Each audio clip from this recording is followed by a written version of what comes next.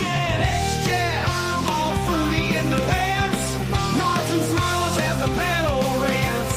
Rocking and rolling till the top hops on. Hail Satan! Hail Satan! Hail Satan! Speaking of satanic, Moose is premiering his new video right now. And I don't want to stream it without his permission, but Gen X jet, all fruity oh, it has a in little the countdown. pants. Nods and smiles as the panel rants. Rocking and rolling till the top hops So I want to see it, on. but Hail Satan! oh, hang Hail on. Satan! Hail Satan! I want to see it, but maybe he'll let us play it after. Um, we just coincidentally happened to schedule our streams at the same time, and I really want to see this. I like Moose's work. This new AI art. I remember when the AI graphic, like the static artwork, came out, and everybody was doing the NFTs and all that. And this seems like the next fad with that. Now everybody's doing video. Oh, it's good already. It's gospel. So it has devil in it. It has Satan.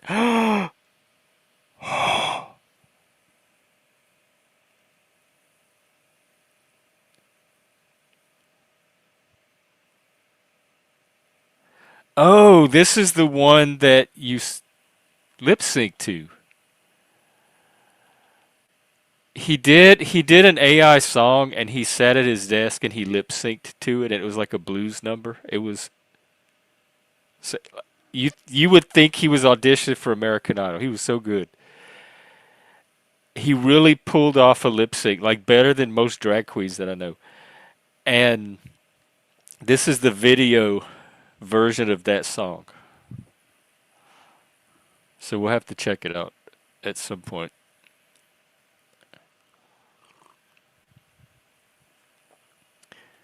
But I'll break away. I can watch it later. Sorry, Moose. I didn't know. um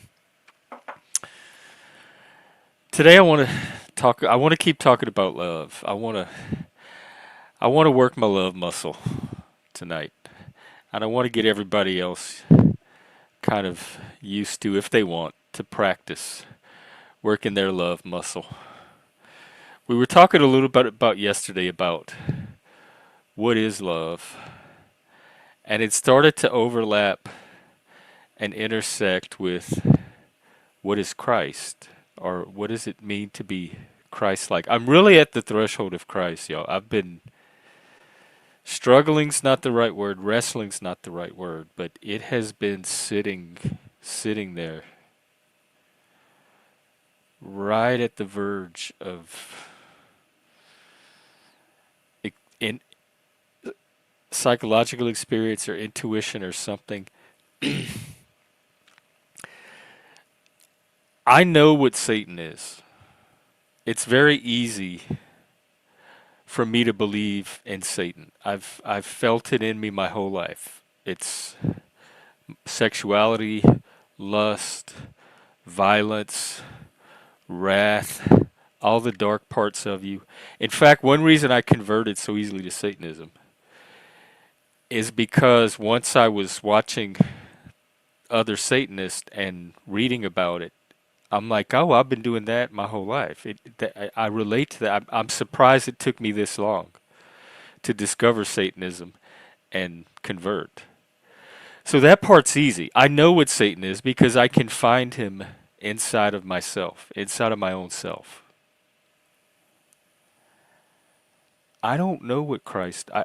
I can't find a counterpart to Christ in me, and maybe that's the point of Christianity, is to learn to find that.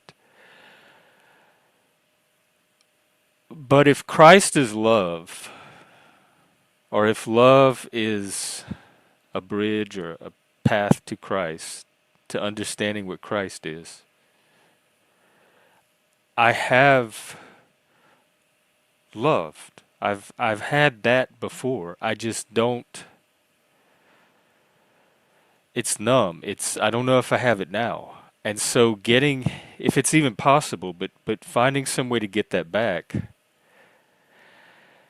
And I started thinking is like I know that kind of love. I know I've had deep connections with people, with friends. Me and Mike were about as close as two people could ever be. Um, I've had some negative, like it's not love, but you're connected to a person in a negative way, but it's kind of has that same reciprocity that love has. So I've had some dysfunctional connections as well. So I know what that kind of love is.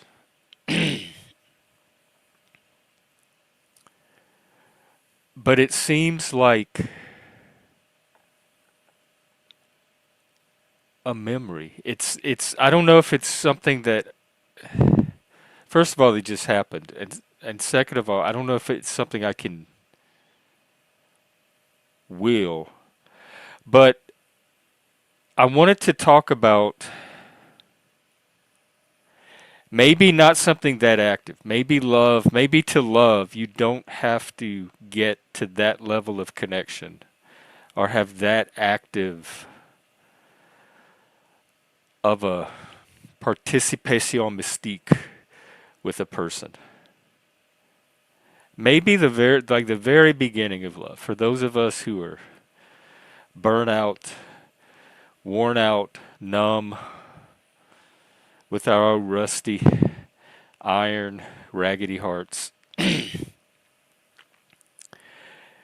Maybe just finding a way to let go of the hatred or the negativity or the wound, the woundedness.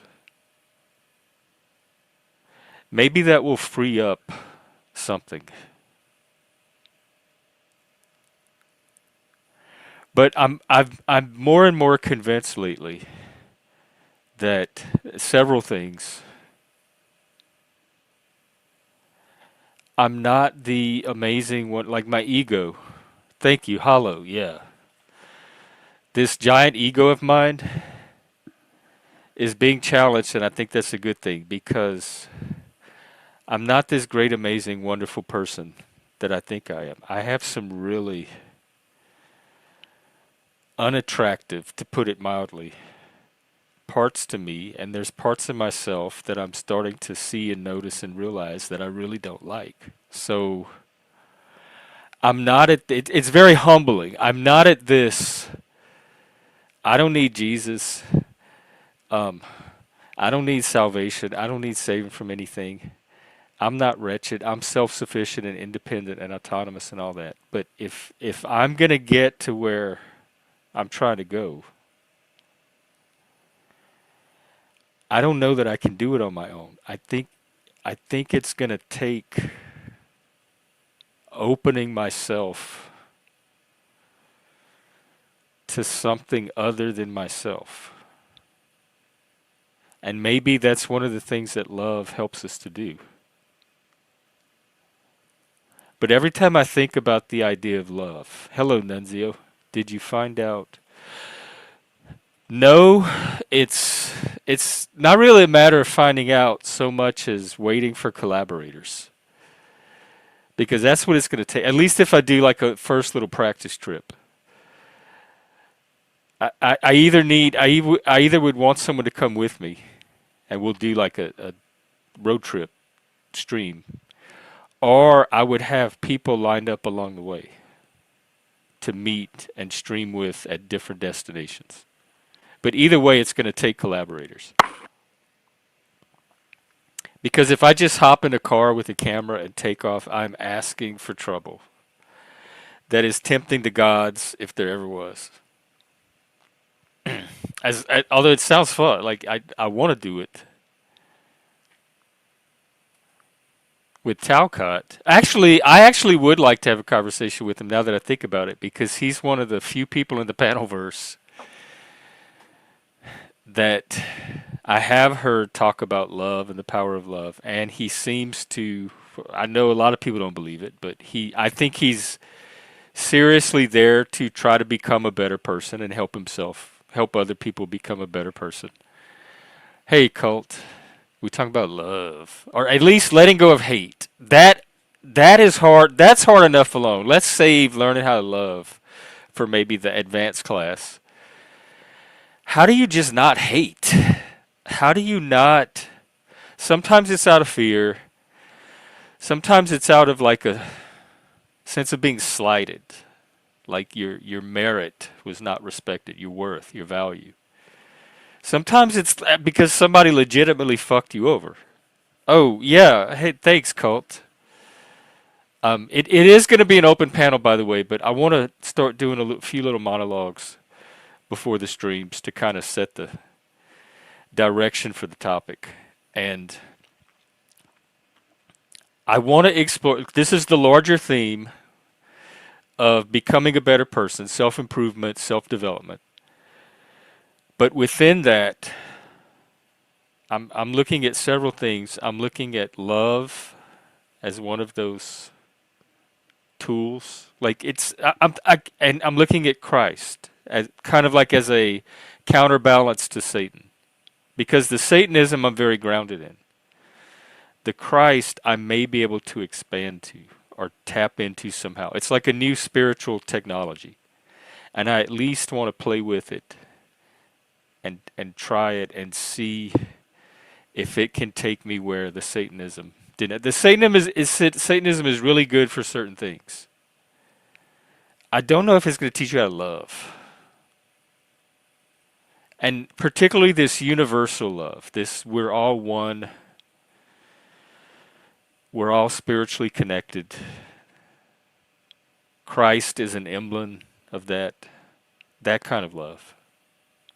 I'm getting I'm getting what do you call it?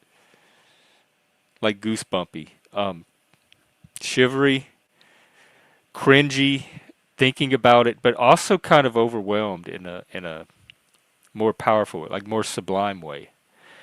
And so that's when I think of universal love. It seems icky and cringy, but also if it's real, very powerful. Like at the edge of something very powerful. If you cannot cringe and shiver at it and take it seriously. But then on a personal level, when I think about loving a person, just anybody, like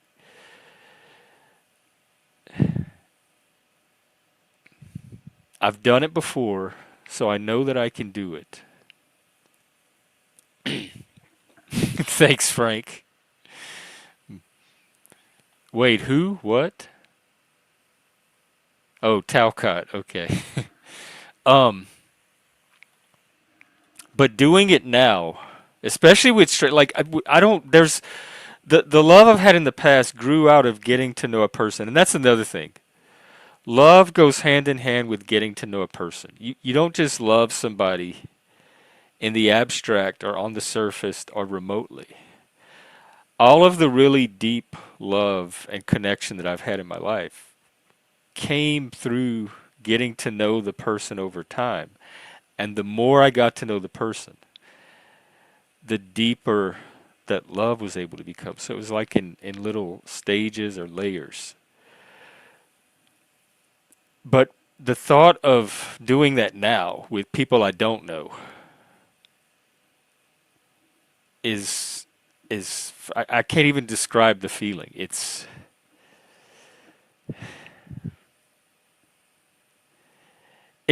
not like performance anxiety. It's not like feeling like, oh, I'm gonna be horrible at this. I can't do. I can do it.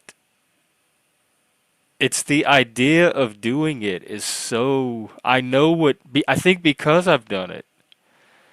I know what a serious thing it is. I know what it can be. And it's a commit. It's like jumping out of a plane, like skydiving. Once you jump out,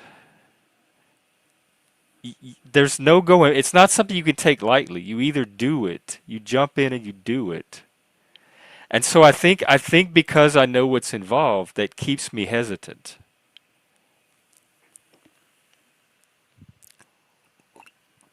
Oh, I think this is all. I think it's all a LARP. It's all a grift. Everybody's LARPing. We got people LARPing as everything up here. I'm LARPing as a therapist, supposedly. Uh, Hopefully, I'm helping people, LARP or not.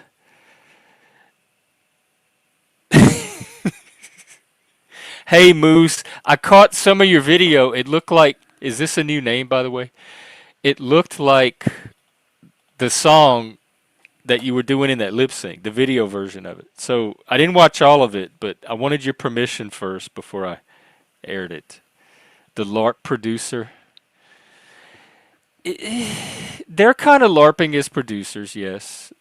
But at the same time, they're learning skills that if at any point they decide, they could take it out of a LARP into a real thing.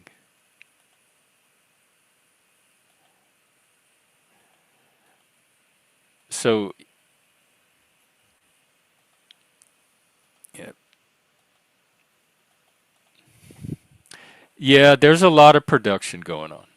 I do agree that with that. But when is there not really? This is just like a new level of production or a new tool to produce with. And so I understand the temptation. As long as you don't take, as long as you know it's a LARP and you take it as a LARP and you don't take it seriously, you're fine. Just like as long as you know it's drama and you don't take it seriously, just watch it as a soap opera, you're fine. And this channel, I even if it's a LARP, I want it to be a LARP that can help people. Even if it's fake, even if it's grifty, even if it's whatever. If you find tools here that you can take and apply to your life and use to help improve it or make it better, that's all I care about. And if it's a LARP, like if LARPing gets you there, then fine, I'll LARP. But everything I say on this channel and the tools don't always come from me. They come from the panelists and other people that share. There's the link, by the way, if you want to come up. Um, Everything comes from my experience. I share it with you because I've done it, I've used it, and it worked for me. I'm not saying it would work for you, but I'm just saying this is one of the things that I have seen work for at least one person, myself. Take care, Cult, and hello, Bex.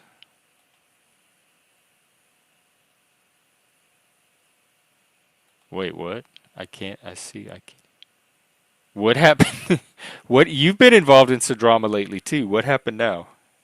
Again, another LARP production. Y'all should call your company. The Panelverse should get together and start a production company and call it LARP Productions. LARP Productions. Or just LARP. And the P could stand for productions.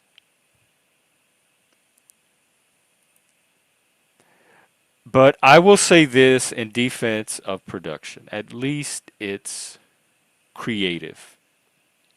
At least it is people tapping into their creativity, even if it's to produce drama or fake content or fake storylines or to satisfy an audience. You're drawing on your creativity.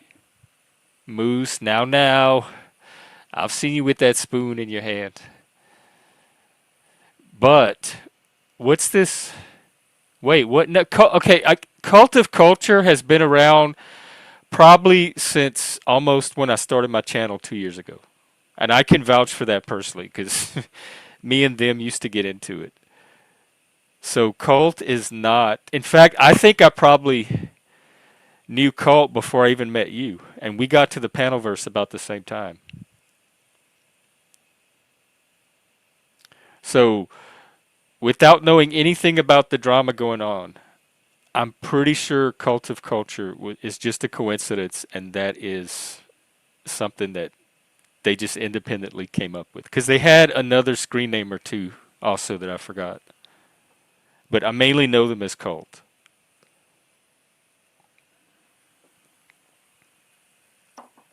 All right, well, I'll just, since this is not our members only stream, I'll let the drama play itself out in the chat. Because it doesn't look like any love is going to happen down there right now. Hey, Moose, can I play your video? I actually think the lip sync version was even better. Oh, hang on.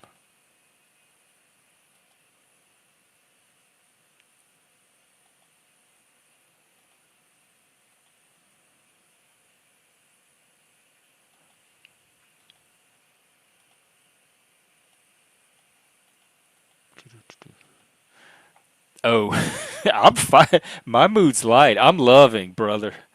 I'm really learning how to love, or I'm trying to. As one, maybe there are other ways. Maybe there's other ways to connect with something higher or be Christ-like, or maybe there's other ways to be a better person. But I at least want to try the love part. I think it would be a good thing to get that working again. All right, here's Moose's song. I think he got the AI to do the song, and then they create the video somehow. So enjoy, courtesy of producer Moose. Love this. Look! I love the old lady. Brothers and sisters, the collection plate has come back. That's And right. it feels a little light. I can feel a heaviness in your Pay spirits. attention, folks. A financial blockage between I think you this is Moose saying, and the "Give Lord." Jeff some money." The good Lord This is his. He used to do those pitches for me. This is his pitch. Asking why your heavenly I love that outfit. Oh my God, I want it. That jacket he had on earlier was fire. That. Oh man. Ooh. treasures for eternity. To get the blessings you need, don't you hesitate. Just open up the pearly gate. It's a divine investment plan straight from the Holy Land. Give me a 20, a 50, 100. It's all in God's hands, but mostly mine for now. Now the Lord spoke to me last night. I love how the mood in a is just vision wandering in the crystal background. clear. He Watching said, it. Pastor, that 20 tanks and den just won't do for one more year. See, Moose, your work is unified. It's one theme, one set of imagery. It's a continuous visual story. It's not all chopped up and just throwing random stuff. Needs holy garments from designers so divine. How can she praise the heavens if she isn't looking fine? You gotta sow that seed for my holy righteous greed. Don't you hesitate. Just open up the pearly gate. It's Divine a divine investment plan. Straight from the Yes, Holy Land. invest. Give me a 20, a 50, 100. It's all in God's At least invest in the membership tier. Don't let the devil tell you to pay your rent. Every dollar you Pay keep Jeff. is a Let the blessing devil that's tell you to sent. pay He's Jeff. a liar. Your panel rent. He Your channel. wants you to be poor. So into your pocket. Moose, this is great. Till you can't Man, I want to use this as my grift video. for the Lord. Oh man, he's hot. He takes Venmo. Praise him. Tap to pay your Ooh, he has those bedroom eyes. way to heaven.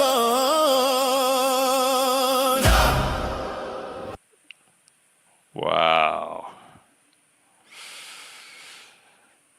That is Satan approved. Good work. All right, let's see.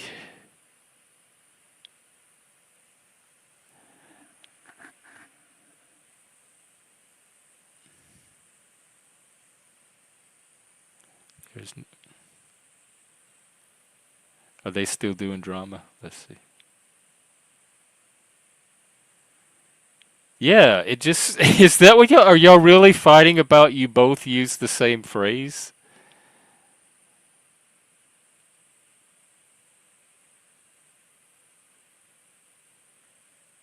Now, no. Bex has been a long time supporter of the channel.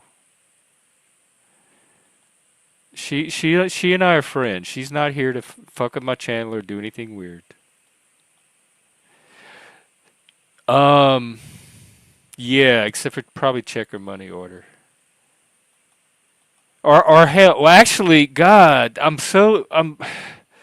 This is supposed to be a Satanism channel, and I am trying to help people get to hell, but now I might be going in the other direction myself, and I don't want to take people somewhere they're not trying to go either.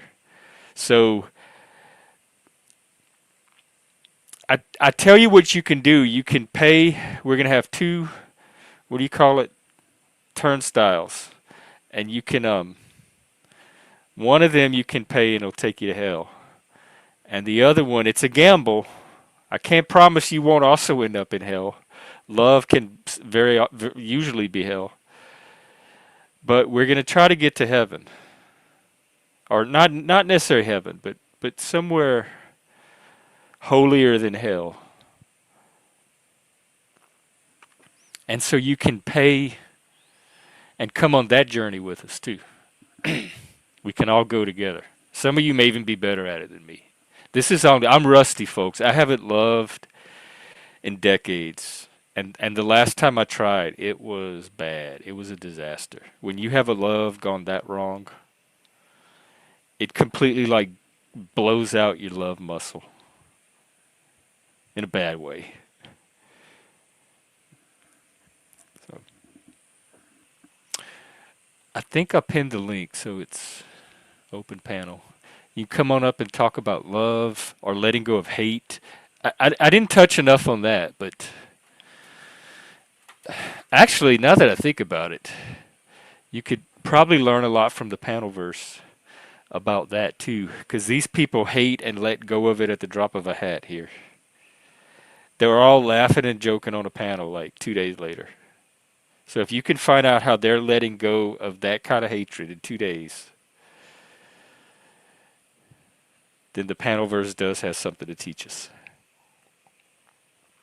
It's hard for first of all, it's hard for me to hate, and there's also the theory that hate is not the opposite of love. It's like it is love, the inverse of it,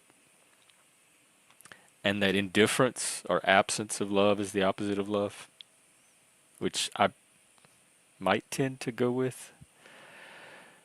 But there's very few people I hate, like almost nobody. But if we take that one person, sometimes, and it's rare, a lot of times I don't think about them at all, which I guess is indifference.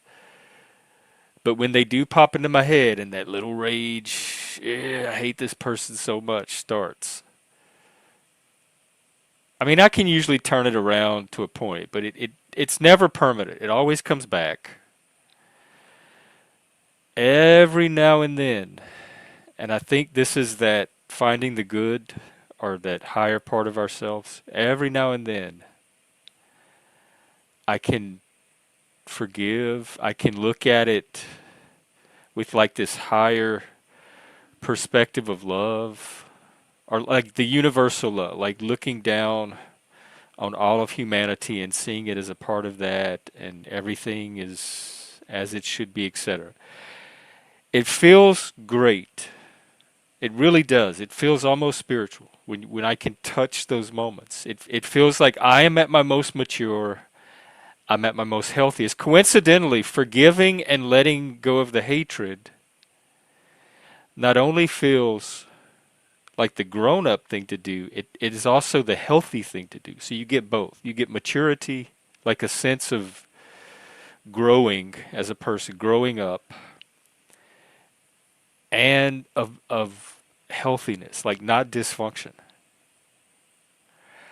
It doesn't last. I wish that feeling lasted. I wish if I had to pick between the two feelings, I would want that feeling to last way more than I'd want the hatred to last. Hatred is defensive. It's not willed. It's probably there to protect the ego, our vanity, our pride. But I don't think you're ever gonna love as long as the hatred is there. And I wonder if that's what the barrier is to my loving, is if you have hate for just one person, it keeps you from loving any other people. It's like clogs your drain, clogs your sewage. And so I think until you can let go of hate, you can't really start to love, not like legitimately love.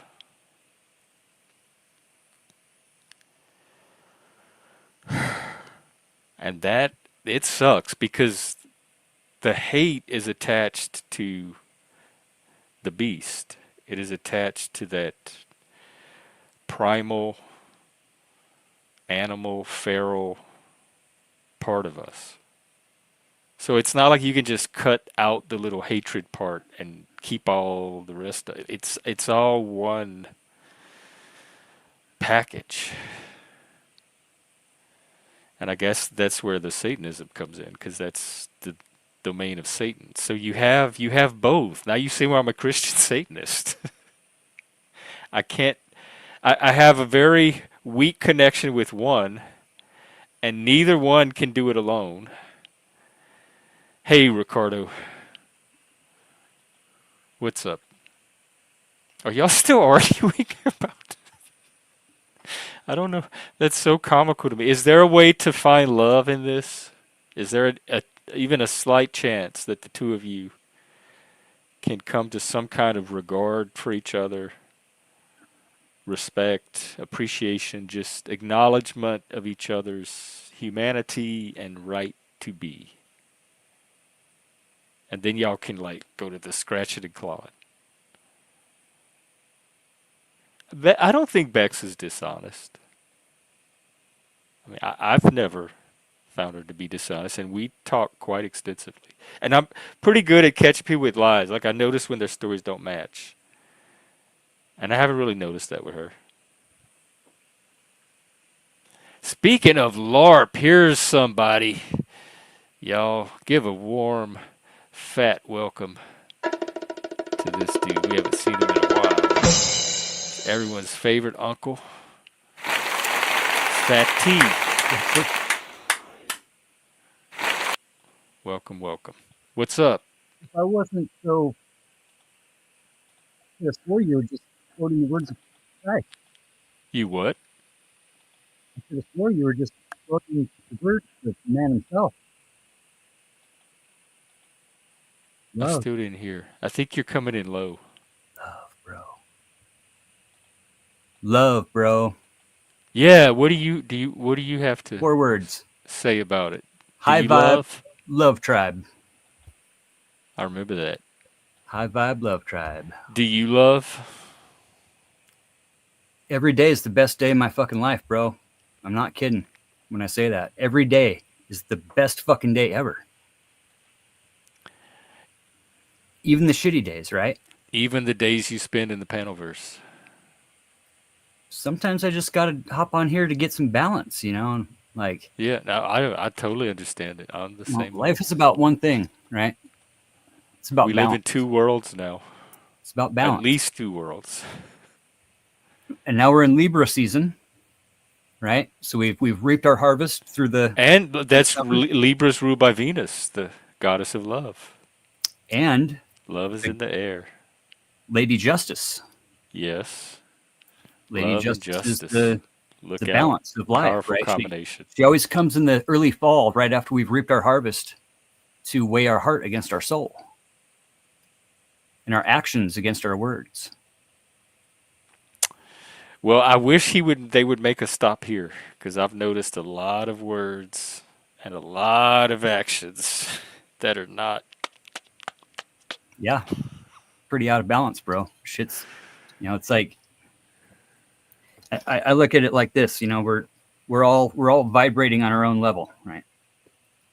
And I think I've said this to you before. Like when you have a boat with two motors, you don't start the motors up at the same time; they will never fucking sync up, right? You got to start the one, let it get warmed up, then you start the other one, and the boat just fucking rattles with this weird fucking energy for like a little bit, and then boom, they sync up.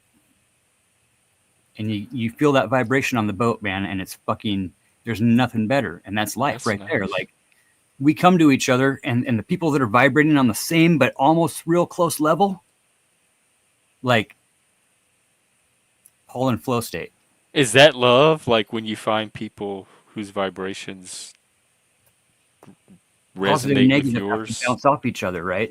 It's the 12 laws of Can we love each other? Can we practice loving each other right now? I think, man, you were right on the right spot there. Where like, if you have any amount of hate, it's really hard to love. Okay, let me ask you this. Does it work in reverse where if you try to love, that is how you let go of the hate. So it's not letting go of the hate so you can love. It's really stretching and learning that love so that you can let go of the hate. Just embracing the positive, manifesting the positive, projecting it so that you can live it. Yeah, I'm scared to love I'm not because saying that doesn't allow us to, or that doesn't create some expectation where we're not allowed to, spurg out and get fucking crazy sometimes. Because that's humanity. That's just who we are. That's and if you love, if you truly love the person, that would be part of the love, is just understanding that. And but then at the same time, I know how taxing we can be, and I'm sure it gets to a point where the love starts to really get tested. It's like, you never pray for patience. When you pray for patience, God hands you a bunch of shit that you got to deal with. Oh, to teach you the patience. Right? So you have to outsmart God. Yeah, pretty much. Because God's all in our head, right? We just got to outsmart. Well, I'm trying to find that out, if it is or not, or if it's like an actual. Even if it's all in our head, it could be something that's in our head that's powerful that we can use to help us be better as people and as society. We're all made of the same space dust. We're all made of the that same I believe. Spirit, right? But we're real unique. We have the ability to choose our polarity. I believe Negative that. molecules can exist alone, right? But positives can't really exist without a negative to balance them. Right? And once they start to sync, and once you get that synergetic energy and that synergetic growth, right, where it's just perpetual growth, love can happen that way, but it takes work, right? Hate doesn't take any work. Hate's easy. No, it's automatic. It just happened. Like you can't make it stop even if you try. Imagine being a fucking caveman and sleeping in a cave, and a rock falls off the roof into the puddle that's in the back of the cave. You're instantly going to think that something's coming to kill you. Yeah. That's our minds, bro. That's just what we are, right? But the cognitive awareness, and especially with an intimate partner. So okay, then so that's our animal, like our limbic animal jungle brain, and love is probably some higher evolutionary, just like our rational thinking and all that. So it's some higher human evolutionary trait. It's the afterthought, really. So right? if we can overcome, you're right, like that fear, that anxiety, that aggression, whatever gets triggered in that primal brain, if we can overcome that or recognize that as not love, and recognizing triggers that way, and tapping into whatever part of our brain is love, because that's coming from that limbic brain, the basal part of the brain. And it comes after the chemicals start flowing, and we gain control of ourselves and rationalize and think critically. You know, it's the afterthoughts and the after actions of those. Of the Wow, what you serotonin and think dopamine, Bex is right? dishonest? Well, I've not found her to be. I can't believe y'all are still fighting over that Again, phrase. it's all a matter of perspective, though, No, isn't it? Moose. Oh, I forgot. Yeah, don't. You're making it very hard, Frank. I'm not But watching. I don't should. block or hide Frank. I did offer Frank a wrench, but he declined. So he technically should be purple himself. But if Frank, don't push it either. Like you can't come in here and last time you were talking about his family and all that stuff. He can block you for that shit. But we got to push each other's buttons, though, too, Because we right? got two. It's gonna be the troll wars. We got a troll with a wrench fighting a I'll never troll fucking back that's down. pretending like they don't want to get blocked, troll style. Oh man.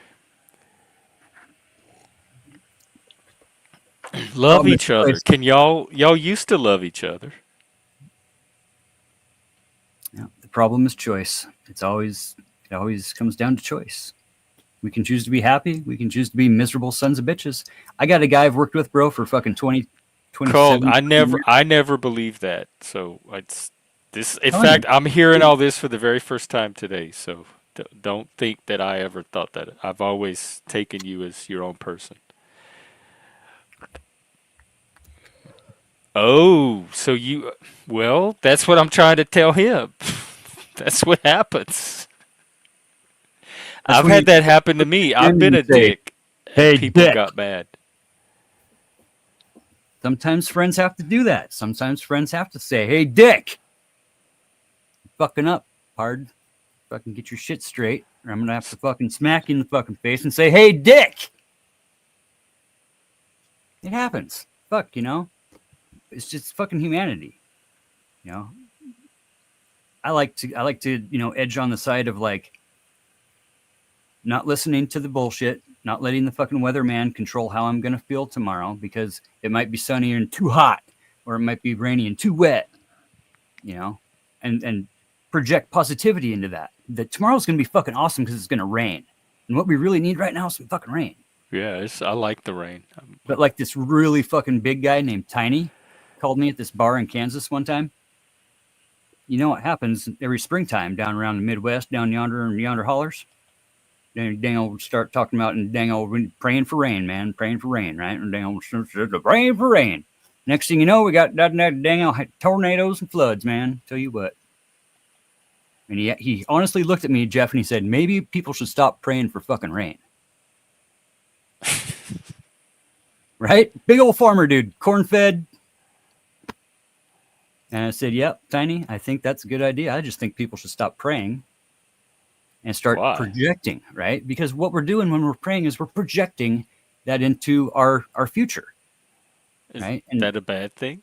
no, not at all. But when we get symbols like the cross and the pentagram, whatever the symbol is, right? And that becomes more than what the original intent was, you know, to follow the words of Christ, right? To love each other, right? To pick up those that are below us, to sell all of our possessions and give our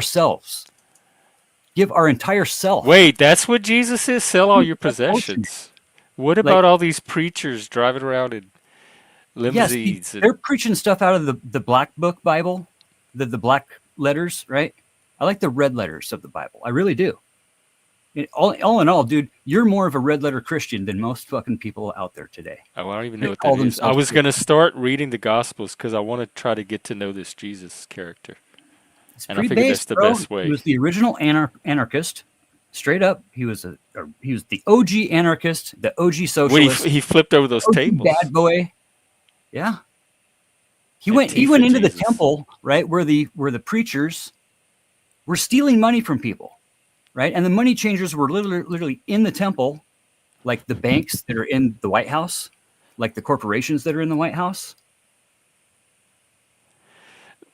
The drama troupe doesn't come here anymore. They're all at Vegas Valley. So he was the OG bad boy, dude. He was the original woke motherfucker. who? Jesus Christ. Oh yeah, yeah. Actually, But Jesus. but what about like does he have a spiritual power to help you heal? No, that's within us, bro. That's faith. But is it okay, even if it's in us, is the figure of Christ something that you can access it through? The figure and the symbol of Christ, or the understanding of what Christ is and what Christ stands for. What is it? What is he and what does he stand for? That's what I'm on a Love, quest to find out. love, man. It all comes down See? That's what I straight So up. do you need Christ at all or can you just substitute love and focus on that? I know plenty Or of does atheists Christ that do help that you very thing. achieve that love? I mean, this guy right behind me, he did the same thing, and he was a pretty based motherfucker. Buddha. How do you know it was him and not what's in his hands? Well, Especially he's sitting on a flower. you know, because he chose to be who he was, right? We all choose. We choose to be who we are. We tell ourselves at young ages, I'm going to be this for the rest of my life. I'm going to smoke weed every day for the rest of my life. I'm going to drink every day for the rest of my life because I love drinking. I'm gonna stream for the rest of my life. I'm going to fuck with Jack Talcott for the rest of his life. Yep. You know, the guy's literally like telling you how to like elevate your fucking vibe, right? And trying to vibe with you, but you're just, fucking banging on his vibe. Like, But I think it's sometimes he spurgs out and then sure. it like undercuts the vibe and people are like, dude, Jack, you're fucking Yeah. up your vibe. Okay, so that's like me saying, okay, hey, Jeff, check this out. And I poke you in the eye, and then I'm like, dude, stop rubbing your eye. You're only making it hurt. I'd probably punch you at that point. Yeah, right. And I'm Say, surprised rub Jack that. hasn't punched some people. I'm surprised he hasn't literally drove to some people's houses and like went postal. Jack? I mean, fuck, I would have. He doesn't seem like the type. In fact, he's the one that Some of this got shit that he fucking has put up with. tackled. I mean, not to say that he's not at fault, because he is. He lets those people, not those people, he lets people in that trample all over him, knowing that whatever it is that he knows, I'm not going to assume to know, but he allows it to happen. So I can't really, go one way or another on it. But like, who wakes up in the morning and their whole fucking goal is to fuck with somebody else? That's their whole goal for the day. Like I was saying, I got a guy, I've worked with this guy for fucking 27 fucking years, dude.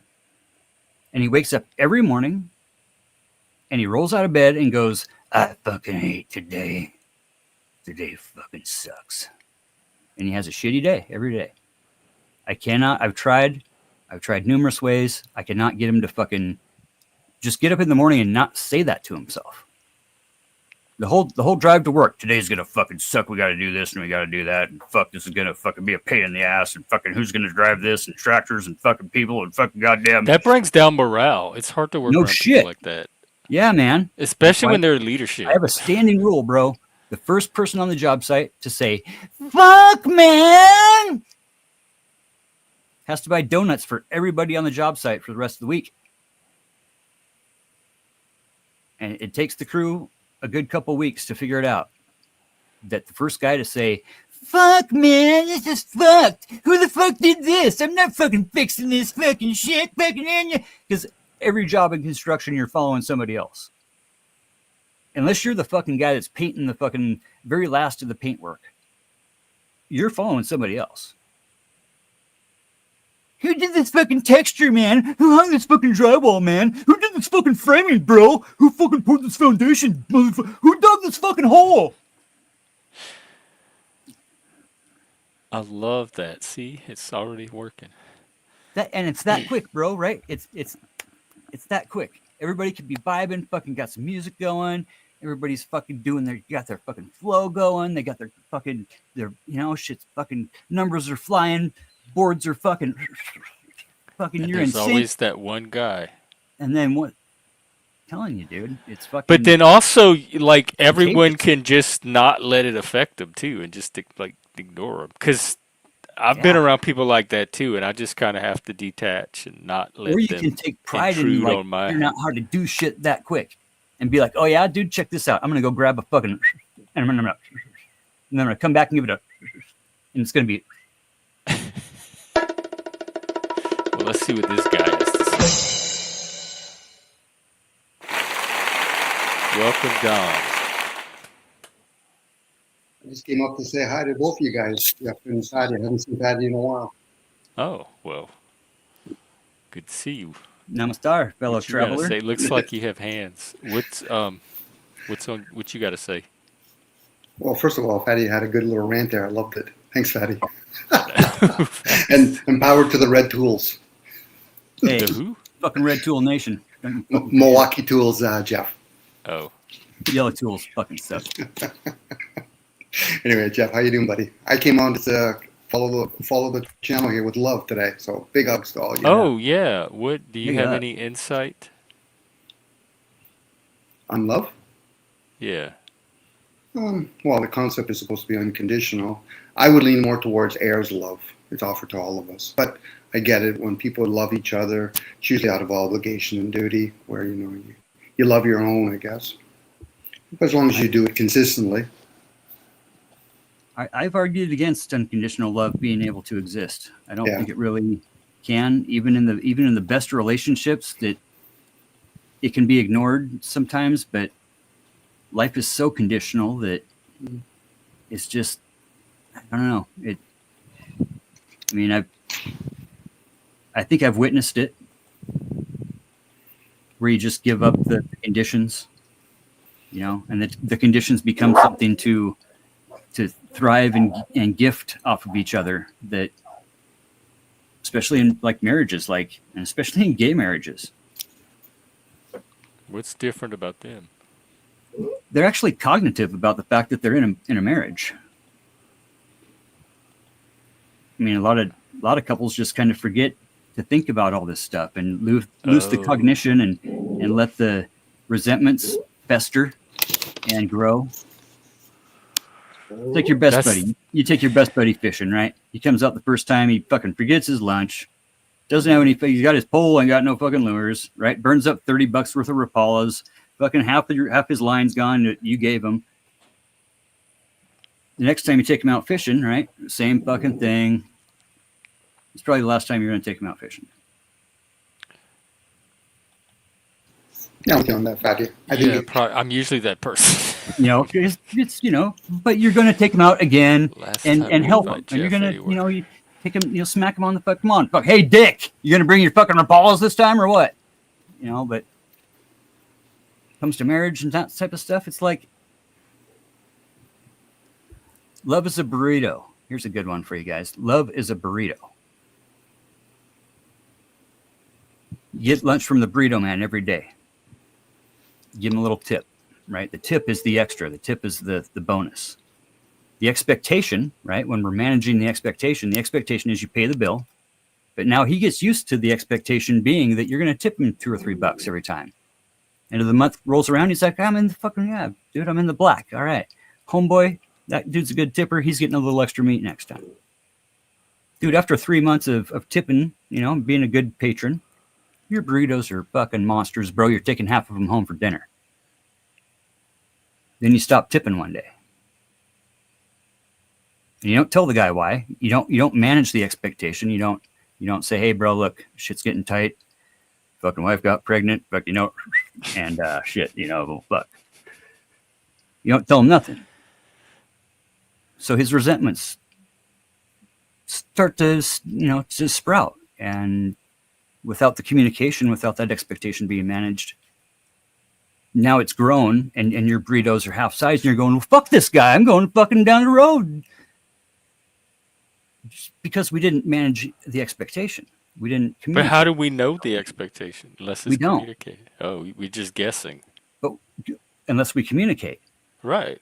right? Because communication in its core, That's is- why is I the think management getting of to know expectation. the person has to be Yeah. part of love.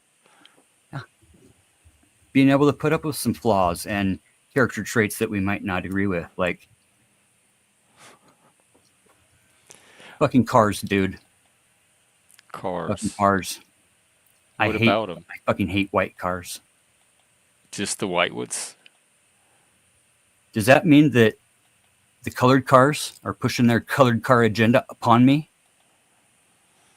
Are you on mushrooms right now? Always. Oh, okay. These are the things that like that I talk about with the gay couples that I marry. I do, a lot of counseling. This all came from gay couples. Yeah, well, I mean, in essence, I do a ton of fucking wedding counseling, especially in the summer. Oh, Because right. I like to get a good 28 to 32 hours in of marriage counseling with the couples before we do the deal. Because I don't want to have a bad reputation of having a bunch of divorced couples out there under my signature. Oh, yikes. Yeah, You know I what I would mean? want a single one. Right. And that's kind of the whole point of like not getting married in Vegas type of shit, not doing a shotgun wedding, not just marrying over emotion, but marrying after those motors have synced up. Right. We're coming at each other like this. Are you able to tell when that happens, like Bounce when it's a off. go? And then when once it's spiraling and moving forward together, once it's synced up and vibrating together in a combined effort. Is that love? Ish. Yeah. Or Basically, they, I mean, they at least have a decent chance. more of a chance than just bouncing off each other. Well, are you able to tell when that happened? Like, do you know I mean, love yeah. I mean, if versus I've never ran couples across that a should couple not? that's came to me and said, "Hey, like, we're kind of thinking about it." And if people are thinking about it, they're thinking about it. They're already in love. I mean, and especially really like the cognitive awareness of the gay couples seems, from my experience, to be a lot Keep more forgetting cognitive. we're talking about the gays. Well, just as a comparison to the straights, yeah. I mean, I've seen a lot of couples. I got a lot of buddies. I got a lot of people around me that have been divorced. I've been divorced. Went through a really fucking nasty divorce. Came home one day on hunting season. Holy shit, what's the date today? 29th. Yeah, it was fucking October 1st. Came home early from hunting season on a Wednesday instead of Friday like I normally would. Working over in Seattle. Came home Wednesday afternoon. Homeboy was in my kitchen doing my dishes. What'd you do? Well, I went into the room and pulled out my rifles and started cleaning them on the couch. He- 3 months later, I walked into his house, into his bedroom. That doesn't sound very loving. And said, "Hi, this is beautiful. So much love in the air."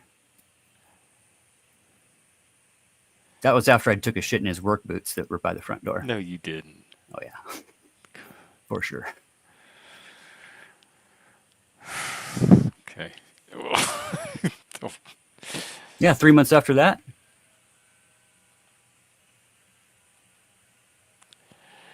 And then 3 months and after so that. you initiated. That was the end. No. I went fucking full on lunatic on this motherfucker.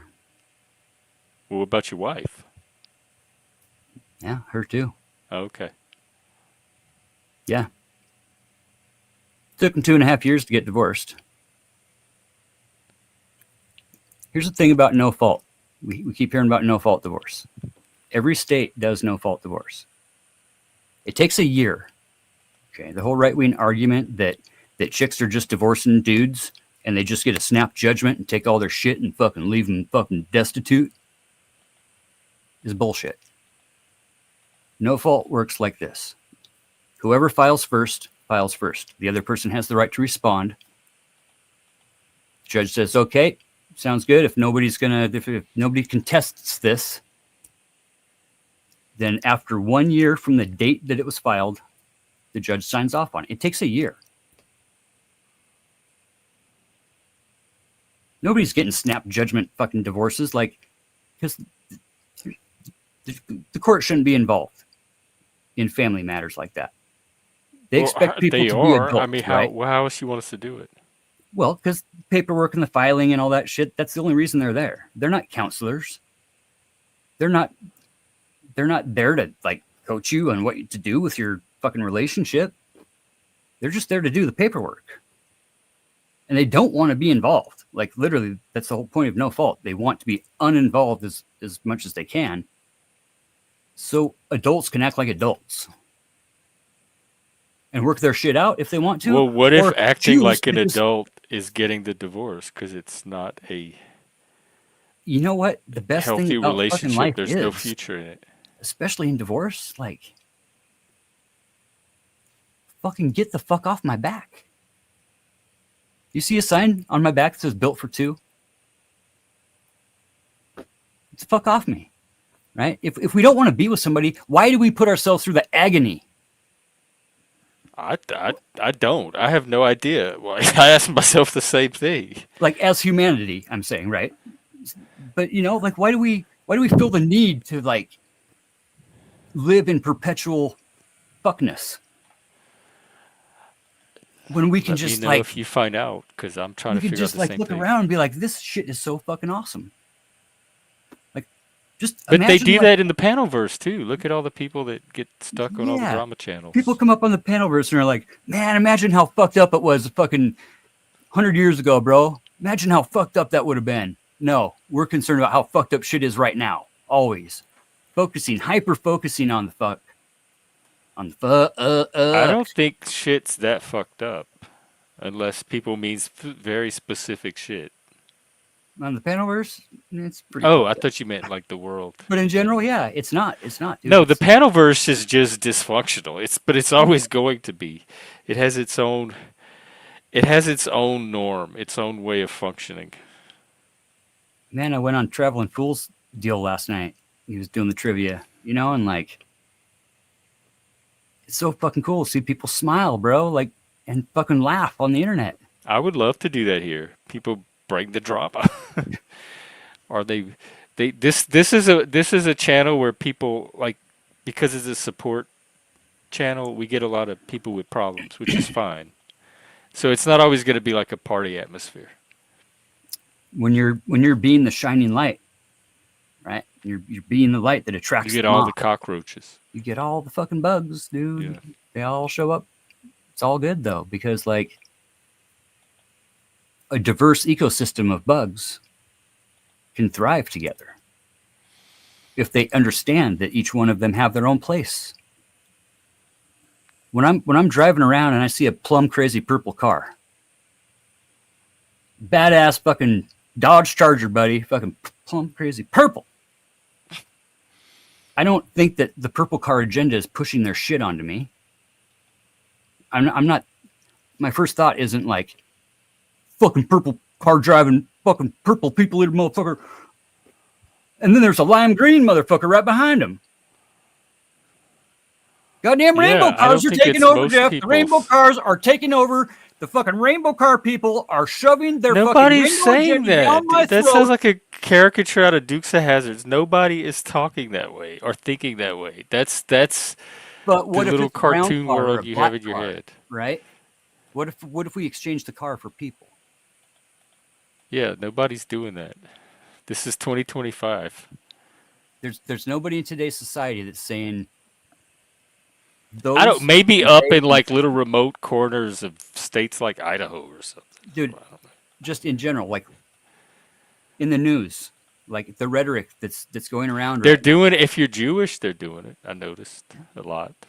Fucking Mormon church just got shot up and burnt down, bro. Yeah, I noticed a turn against religious people too, which does have me concerned. Yeah.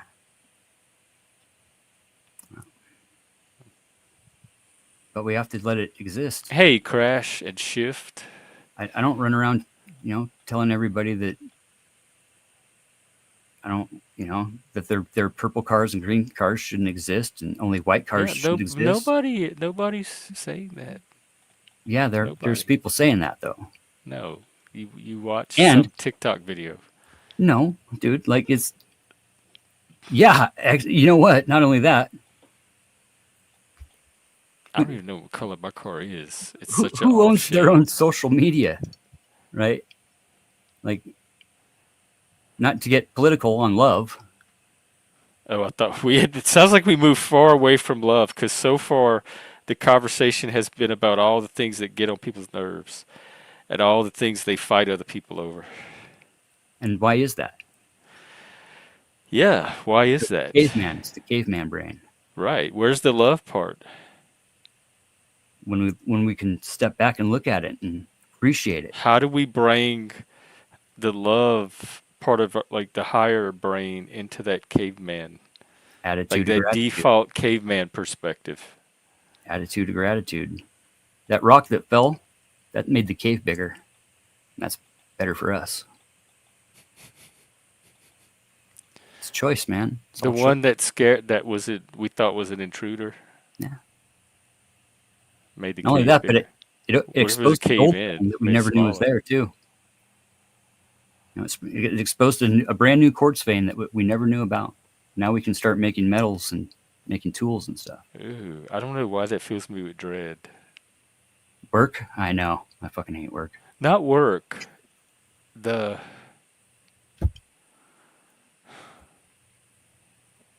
I don't. It's the idea of success, prosperity. Do I fear that? Do I have resistance to that? I think everybody has a little bit of fear of success. I think it's ingrained in us. I think I want to do my next stream on that topic. What causes that? What? Here, I'm going to ask the AI. Which one? Who are you going with there? Fear of success. Why are people scared to be Yeah. successful and prosperous? Which one are you asking? I'll ask a different one. I'll do GPT. I'll go to Claude. Claude's got some good shit. Why?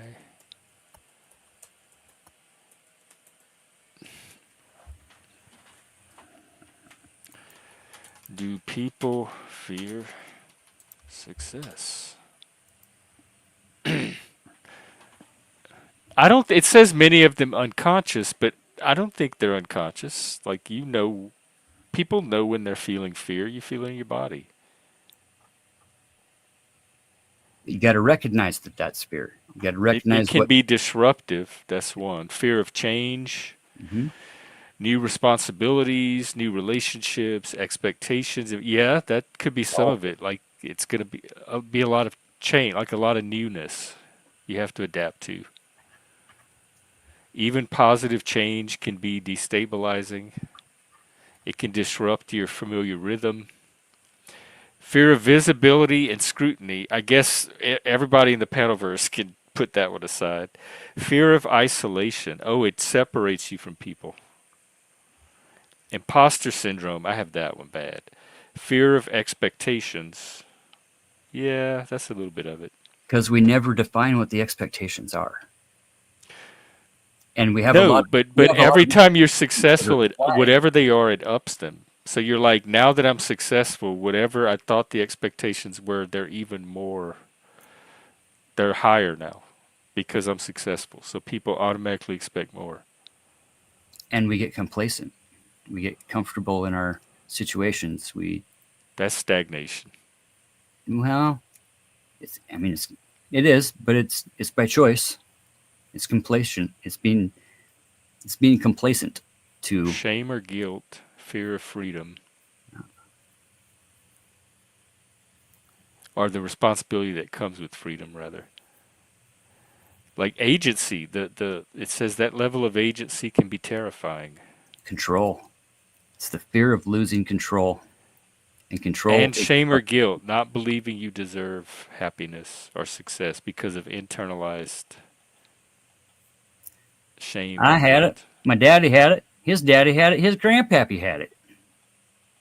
Why would I be any different?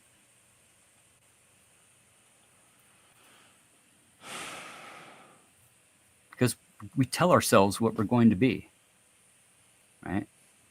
When we project that positivity and project that. Yeah, but just because we tell ourselves what we're going, that doesn't mean that that's what we are or that's what we're going to be. Right. That's the subliminal. I think it's like Same guy I told you about, right? Every once in a while, I'll catch him. At least probably once a month, I'll catch him. You fucking stupid son of a bitch. What the fuck were you thinking? Jesus fucking Christ. You fucking idiot. Like, What, Bob, guys? are you talking to yourself again? Like, Is don't this the talk to purple yourself that car way, guy? bro. He Like, sounds just like the purple car guy. if something goes wrong, like, look at it in a different, like, choose to look at it in a different way. You can't tell yourself shit like that and expect Yeah, but good. you can also, because I've seen you get locked into some very rigid Yeah. ways of looking at things yourself. Yeah. Definitely. And that's why I fucking love perspective. I love being pushed back upon. I love pushing on people's perspective so that they can gain some perspective. Sometimes you got to do it all weird, fucking like up in their fucking face and shit. Sometimes you can fucking actually just talk to people. But when you meet them on their level, at least a seed gets planted. Right? Otherwise, the seed just gets flicked away and it never gets to germinate. Can you tell when you're on their level? Sometimes. Actually, no. Never. But we assume to. We think we do. I think 90% of the problems with humanity is we just don't have defined expectations. Oh, your Don't microphone communicate, is and we don't cutting really out. like allow each other to know what our expectations are. What's my expectation of myself? Holy fuck, that's one thing that people never ask themselves. Like, what do I expect? It of changes. myself? It doesn't. Some of it's stable, like just consistent, but a lot of it just changes. It's not. My expectations vary at any given moment. And when Sometimes I'm we harder on cognitive- myself than others. Sometimes I have expectations at some points that I don't have at other points, etc. So I guess there's many factors that go into. and every situation will be different. And when we define ourselves with a worldview, and we act like a horse putting on its own blinders and saying, "I'm only going to look this way. I will not look outside of this spectrum. Yeah, that's what I I am was going to saying. define myself by how I see things through this lens for the rest It- of my life because that's my worldview." Yeah, it seems like you do that sometimes. That's what I was saying Yeah, for sure. And then somebody comes about along and having says, real rigid perspective. "Hey, Dick, you gotta take the fucking blinders off for a little while. You know what I'm saying? Fucking get some Yeah. perspective over here. Fucking get yourself a little high vibe. Fucking get a little love tribe. You know what I'm I saying?" miss all these purple cars driving around. Yeah, man. Plum crazy purple.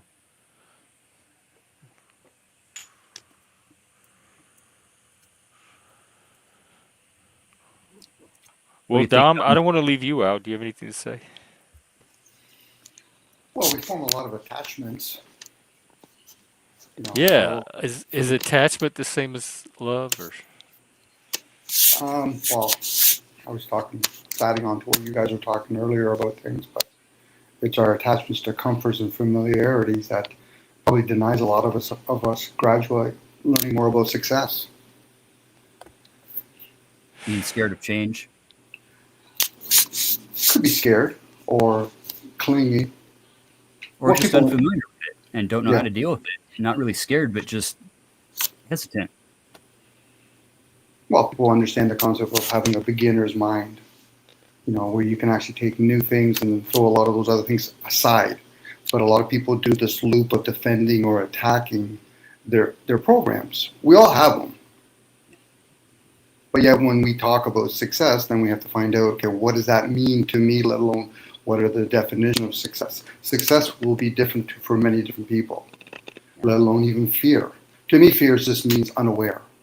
Because if you truly are unaware of something, you will be fearful. But if you're aware of it, why would you fear it? Yeah. So. because it's something that could hurt you? Or kill Then, you? Kind of. Yeah. But like when I'm standing on top of a cliff on a powder day and on my snowboard and I'm like all anxious and fucking shaking and shit from adrenaline. Once I tell myself that that's just, it goes away. Yeah. You have to recognize it for it to go away. You have to acknowledge it. You don't have to. You don't really even have to accept that it is controlling you or anything. Just that it exists. It just. When you imagine we have more of our imagination that we fear than we actually can prove it on the sense level. Yeah. So, and then that's where most of us do, which is fine.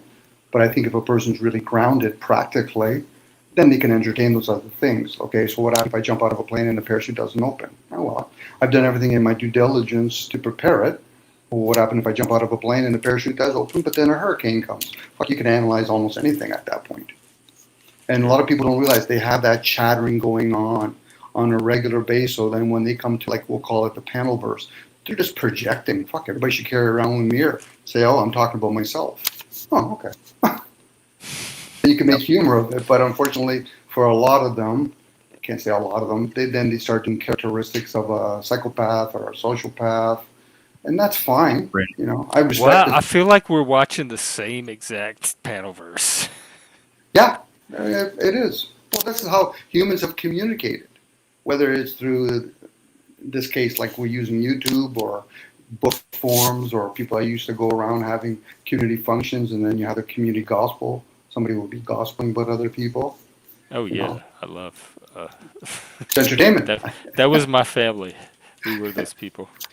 I think a lot of families are like that, Jeff. Did you hear the Mongolians are coming? Would they? They're coming. Fuck that Genghis, man. I hear he's a son of a bitch. He's gonna fuck everything up.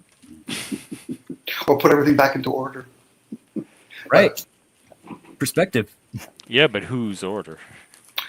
That's true, Jeff. Who's ordering? Some people actually excel in chaos. Order could be very. I'm more that way. If in fact, if something's too ordered and it's not serving a purpose, I will tend to deliberately disrupt it, just because it's getting in the way of the chaos. Hence the term familiarity breeds contempt. As much as people like their comforts, they eventually resent it. I want people to have governments. The next thing you know, they resent it. Again, I think, Fatty, you were talking about earlier. I think most of it, if not all things we do, is conditional. So what people call love is usually obligation and duty. Yeah. And it's. They'll say shit like, I love my kids. Motherfucker, it's your kids. But now, if you, as parents, show love to another kid, then that child might actually experience what's called love, the energy of love. Because then they'll realize it's not conditional. They're loving somebody else's kid. But for most people, no, they do it for their own. Criminals do it. Elitists do it. So it's not love. And if maybe, what's that? Narcissists. It's not love. You said criminals and what else? Criminals. Yeah, anybody will, if people want to go under the word love. But then again, then you can talk about agape or romantic love. Yeah. But again, how can it truly be unconditional then, or selfless? Most people don't realize how self-absorbed we truly are. I love the poorly educated. Famous quotes by the President of the United States. Yeah. Being as self-absorbed as we are, how do we love at all? Then at that point, Jeff, you're talking about agendas. People cult up and they have agendas for each other. If they're being honest with themselves, forget about, oh, I'm lying. No, you're being honest with yourself. But most people don't want to because they're so caught up in cult. Well, will I be received by other people? Who fucking cares what other people feel about you? You're responsible for yourself. If a person's truly, genuinely being self-absorbed. That might suck. But then again, then you have to question the whole ideal. If we're so self-absorbed, then who's creating all the technology for us? We should still be in the Stone Age at that point. So somebody's thinking beyond just their self. But then at that point, we're talking about agendas. I'm going to build cell phones. Why? Because I have an agenda. I want to make a shitload of money and I want to condition people. Not because I give a shit about them. Wars are set up that way. Or The just original money agenda alone. was to help humanity have a better way to communicate. Could be, but Then it was sure. Then it was, and somebody else plucked from that because we look for the path of least resistance. Well, we have that better way to communicate now. Are we using it? Are And we we're looking for better communicating ways. with each other We're always looking for as that, for a best better we way for could the be? path, right? That if there's a twig over there, so I'm going to adjust my path, and we project that path of least resistance. And then when we find resistance, we're like, oh, this isn't just a step up. This is a big fucking trip that we have to trip over, because that's what's expected of life. And it's the programming. We have to choose beyond that, right? We have to be cognitively aware enough to make that choice to see it in a different light. But We that never project our path up to a cliff, right? Unless we got ropes and we want to go rope climbing. I do. I love that stuff. I get Right. I get the quote, Fatty, when you say path of least resistance. That's usually the path that's most people just ignore, but it's really the path of attachments that people should be actually focusing on. Because I get people are going to talk about like the concept of suffering. Suffering is not about the resistance to pain. It's attachments to your comforts and your desires. That's suffering, because you can never have enough of it. Catholic guilt, bro. Bitch. Could be Catholic guilt. It could be Christian guilt. It could be atheist guilt. It could be humanist guilt. Fuck, they're all a funny bunch. You know, any human that tells me they're in some sort of cult, I said, you're a funny bunch. What do you mean? I said, because then you got to find an opposing side to justify your position. You ever hear atheists talk? They're fucking idiots. You ever hear a Christian talk? They're idiots. But yet they'll debate each other back and forth. Oh, communism is better than capitalism. Really? From whose point of view are we talking about? There's again, whose point of view are we looking at it from? My Hence, Jesus trumps your Jesus. there you go, Jesus. Who's Jesus again? Oh, the story they wrote on him. Oh, it sure wasn't Pinocchio they were talking about? Manly Jesus. Manly Jesus. We're updating him for 2025. Manly Jesus lives matter. I love it. Yeah, he's a Jesus for men.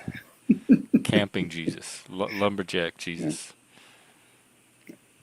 But I guess the word love, it's kind of like when people use the word God or truth. I think a lot of that's spoken in vain. They're not actually you start questioning it within oneself and say, okay, so what does that really mean to me when I say the truth? You know, because I can't break it down as best, and I'll try, because I know me.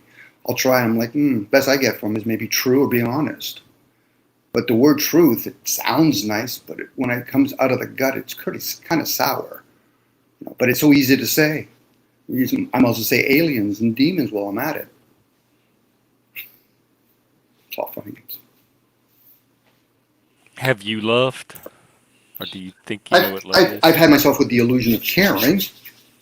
You know, I might have used the word puppy love maybe, or romantic love, or desirable love, but really I'm really using the word love in vain at that point.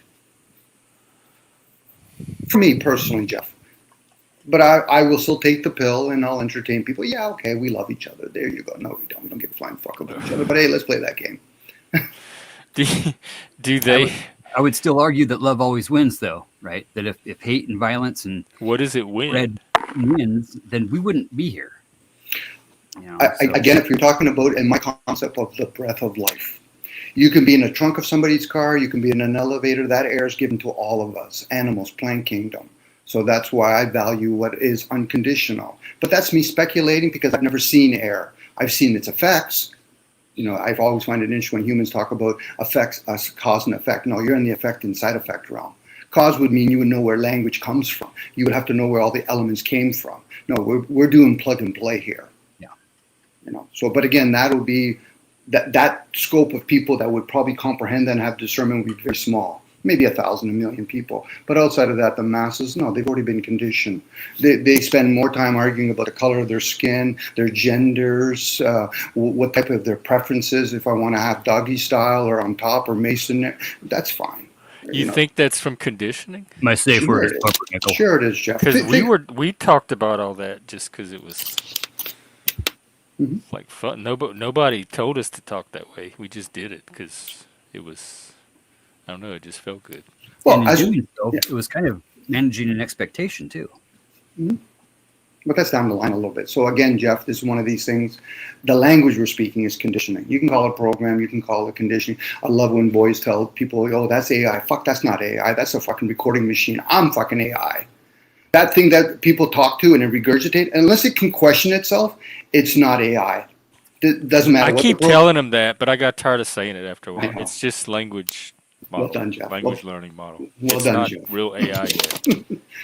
Because And when real AI comes along, they're gonna have to call it something else now because everybody thinks this is AI. yeah, no, it's a game that it plays, but it's not to me. Whatever they call AI to me is like having a hammer in a shed. It's just a tool, Yeah, you I know. think so too.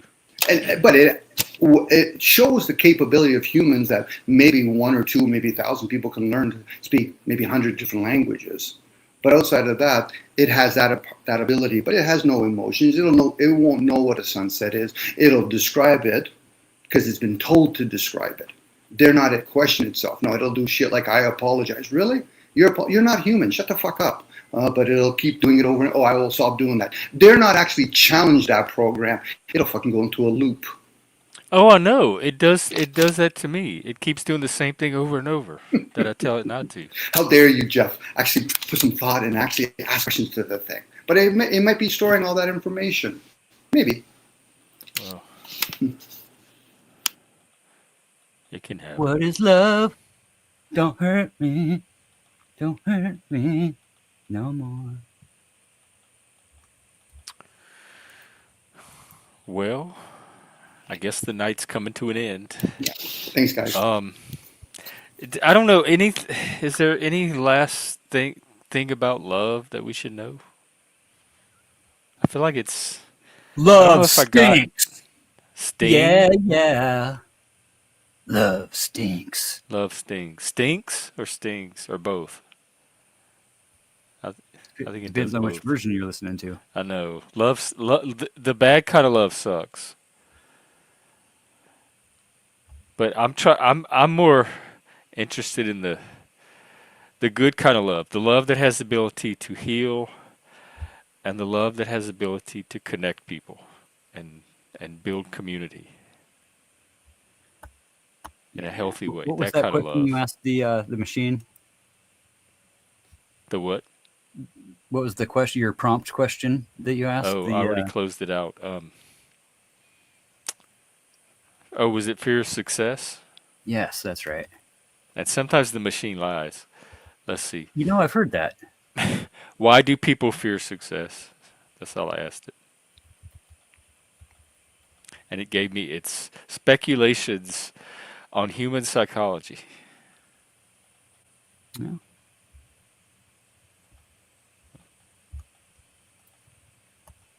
Oh, yeah, you too, Dom. Enjoyed it very much. I liked hearing what you had to say. Always. Well, Fats, Success equals change and unknown territory.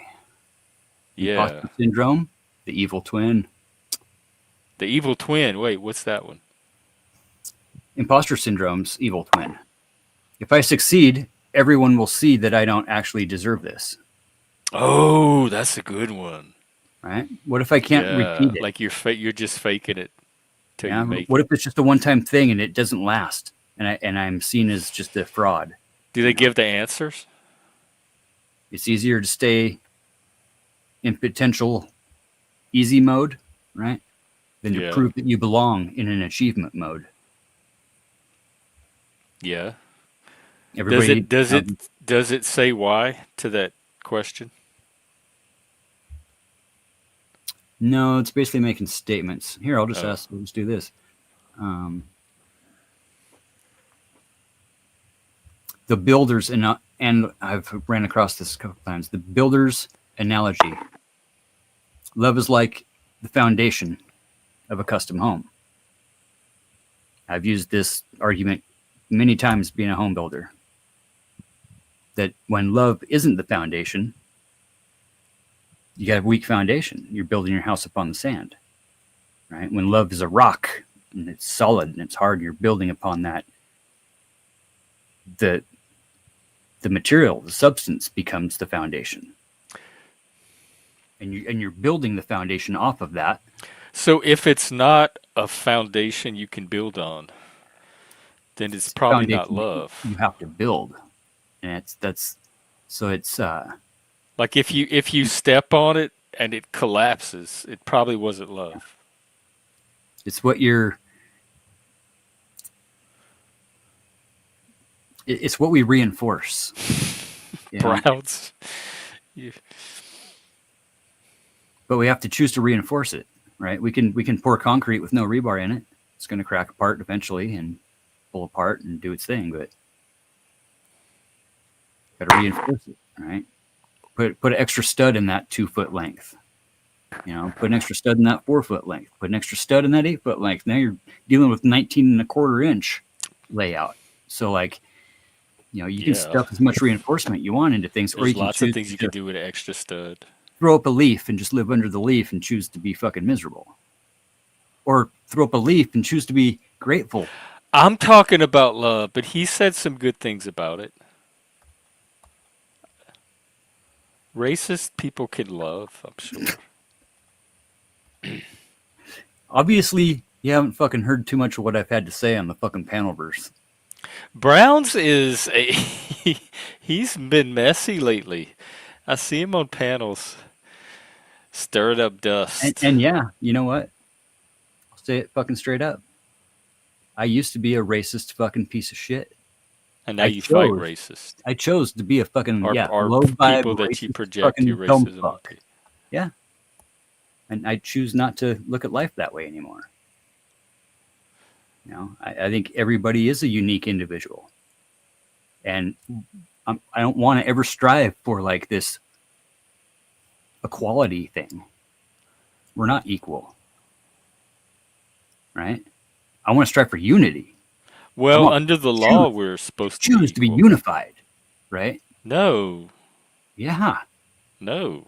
Well, we already have conflict because I don't want to be unified with you, and you are insisting on being unified with me. So how do we resolve this? I just want people to choose what they want Well, to you be. don't always get what you want, and other people I don't have to appreciate do the what fact you that, want. that like there's sectors of people choosing to be there in their sectors. You know, I don't think, you know, but once those sectors can like look past their own shit and all the sectors can come together, that's when. Have you seen these sectors? Are we talking about the same sectors? Fucking power tool sector?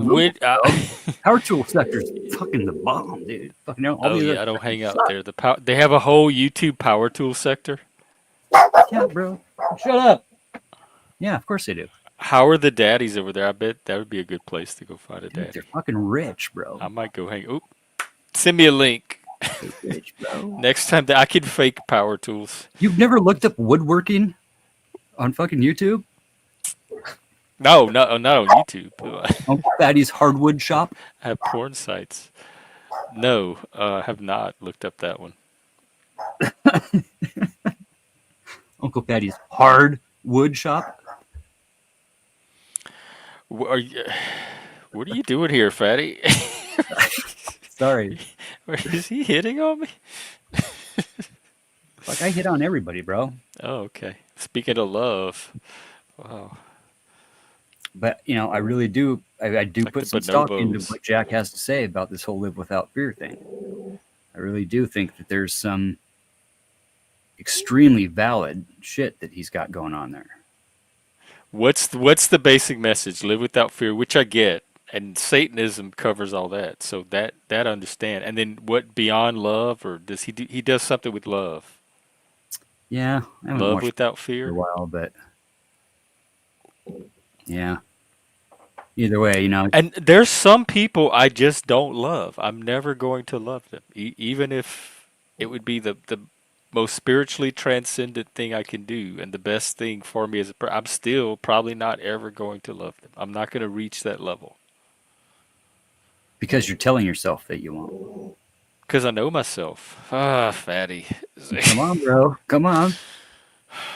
You know, that's Well, that's why I at least knew enough to start the stream with let's just start on letting go of the hatred. Like maybe not work on full blown loving yet, but just get that hatred out of the way, and then you can.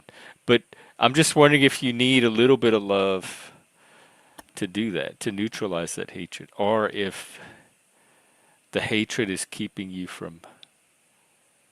I think getting it's to the reversed. I think you touched on it in the very beginning there that love has a way of infecting hate in a different way that hate infects love, that that when you let Infect love my in, hatred it tends with love, to. with your love. But I don't know. It's both ways though. Like I mean, I know. but that's cognitive awareness. That's what cognitive awareness is all about. Is just recognizing those things Yeah. and how we're triggered by things and how we trigger things and try not to live in the center of our own universe. That's hard. It's especially with your ego. Hey And man. this, like everything was fine until a few months. In fact, I did a stream talking about how stable everything was. I'm like, there's not a single thing in my life that's not stable. For once, there's just stability everywhere I turn. And like 2 days later, I'm on here talking about all the chaos that suddenly started. And it seems like there's a sensitivity or a vulnerability in myself that just made me more open to things in a way I was before, and so they were affecting me. I don't know that things were actually happening. I think my sensitivity increased, or my vulnerability to things increased, and then from that point on, they started to destabilize. Like the least little thing would destabilize me. So my resilience, in other words, somehow weakened. Or did you just let it? I don't know. That's Right? I'm trying to figure out, and some of it was very sudden, like caught me by surprise too. So it's hard to. There wasn't really a lead up to study. Yeah. I asked him about love, his thoughts on love. I would ask any of my guests that because that was the topic tonight. In fact, if you came up, I would want to know what you thought about it too. Here, I got a good one for you right here. Brad's boy really doesn't like you. Little 2 minute short. Yeah. See, that's the thing is like we're probably vibrating on really close to the same level. We just haven't synced up yet. So it looks a lot like hatred to me. Are you saying when you sync up, that's going to be love? And that No, hatred but can be it at very least close to allows love? it. It's just You like love out of sync? know, yeah. I mean, Like when I'm hating, it's usually for a reason. A, self-preservation to protect myself. yeah. B, a sense of justice. Like that person really deserves that kind of reaction from people. They've earned it. They've done things to earn that hatred. I don't just throw it around to anybody.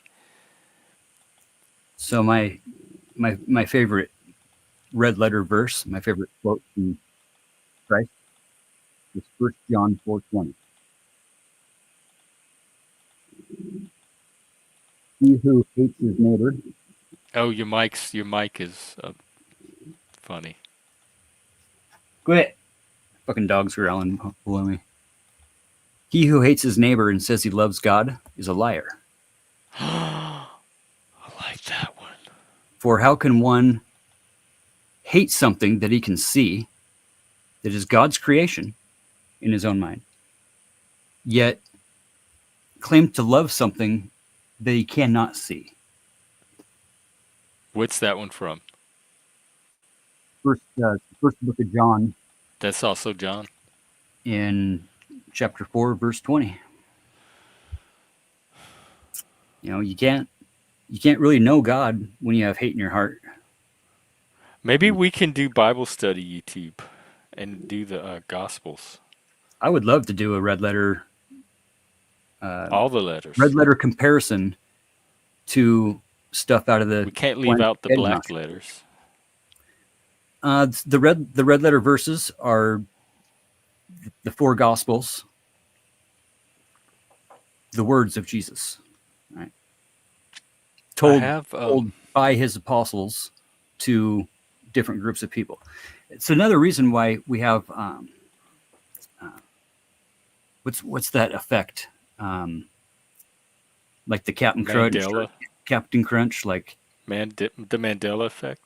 That's why we have those in the Bible, right? Because we have four different men telling groups of people how they interacted, right, with Jesus. But none of them did, because they were all written decades after. Well, Jesus. that's the story, allegedly, right? So sticking with people writing the Gospels never saw Jesus. They were not one of the people hanging out with Jesus. according to the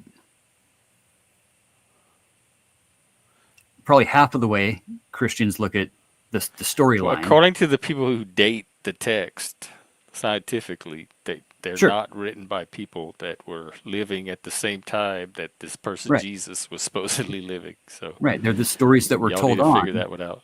Right. So when But as you read stories, I think they still have value and they can still be read and studied sure. as stories. And that's I just want to perspective. hear about Jesus. I want to get to know. These are his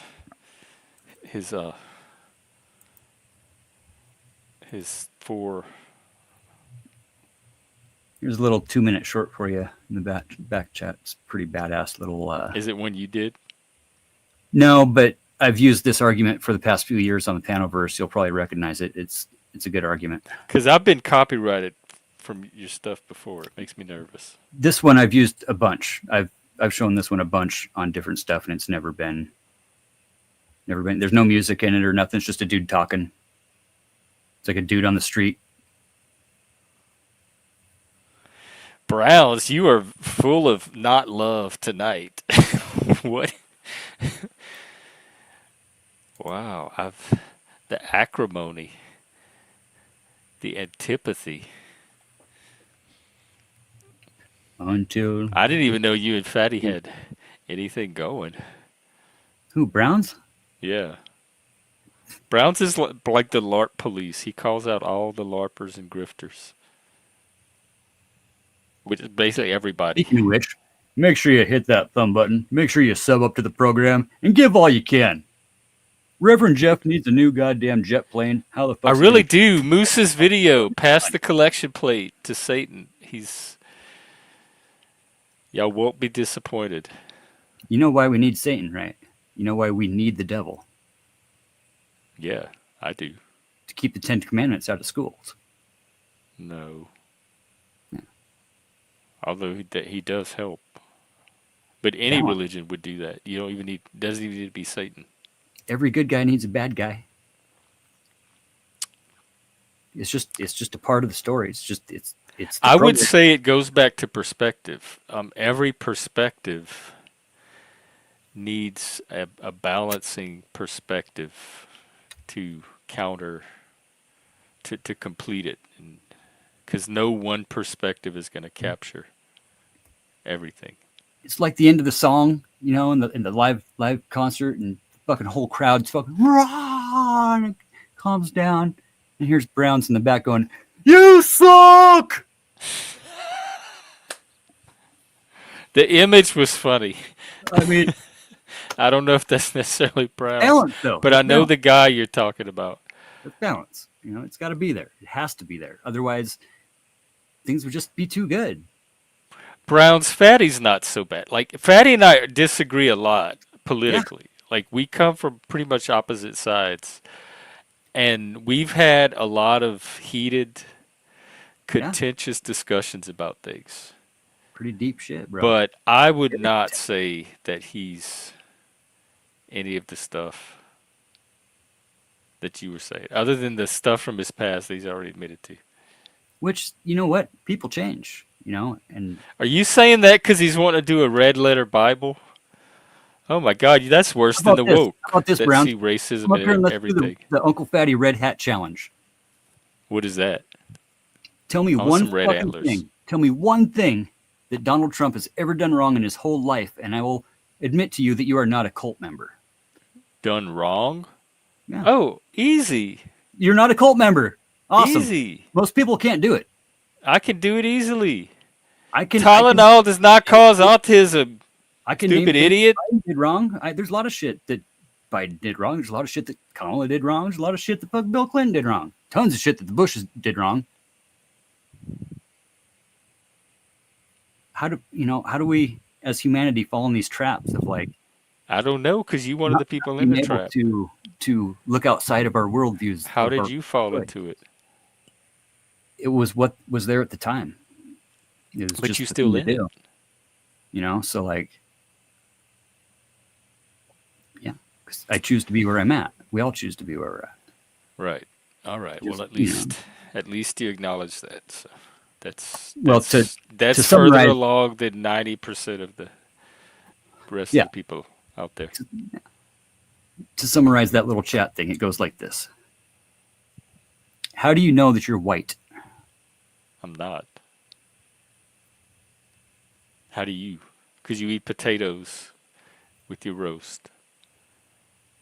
Well, my dad was Irish redhead and my mom was, Scandinavian blonde. And okay, so we can only believe what we don't know.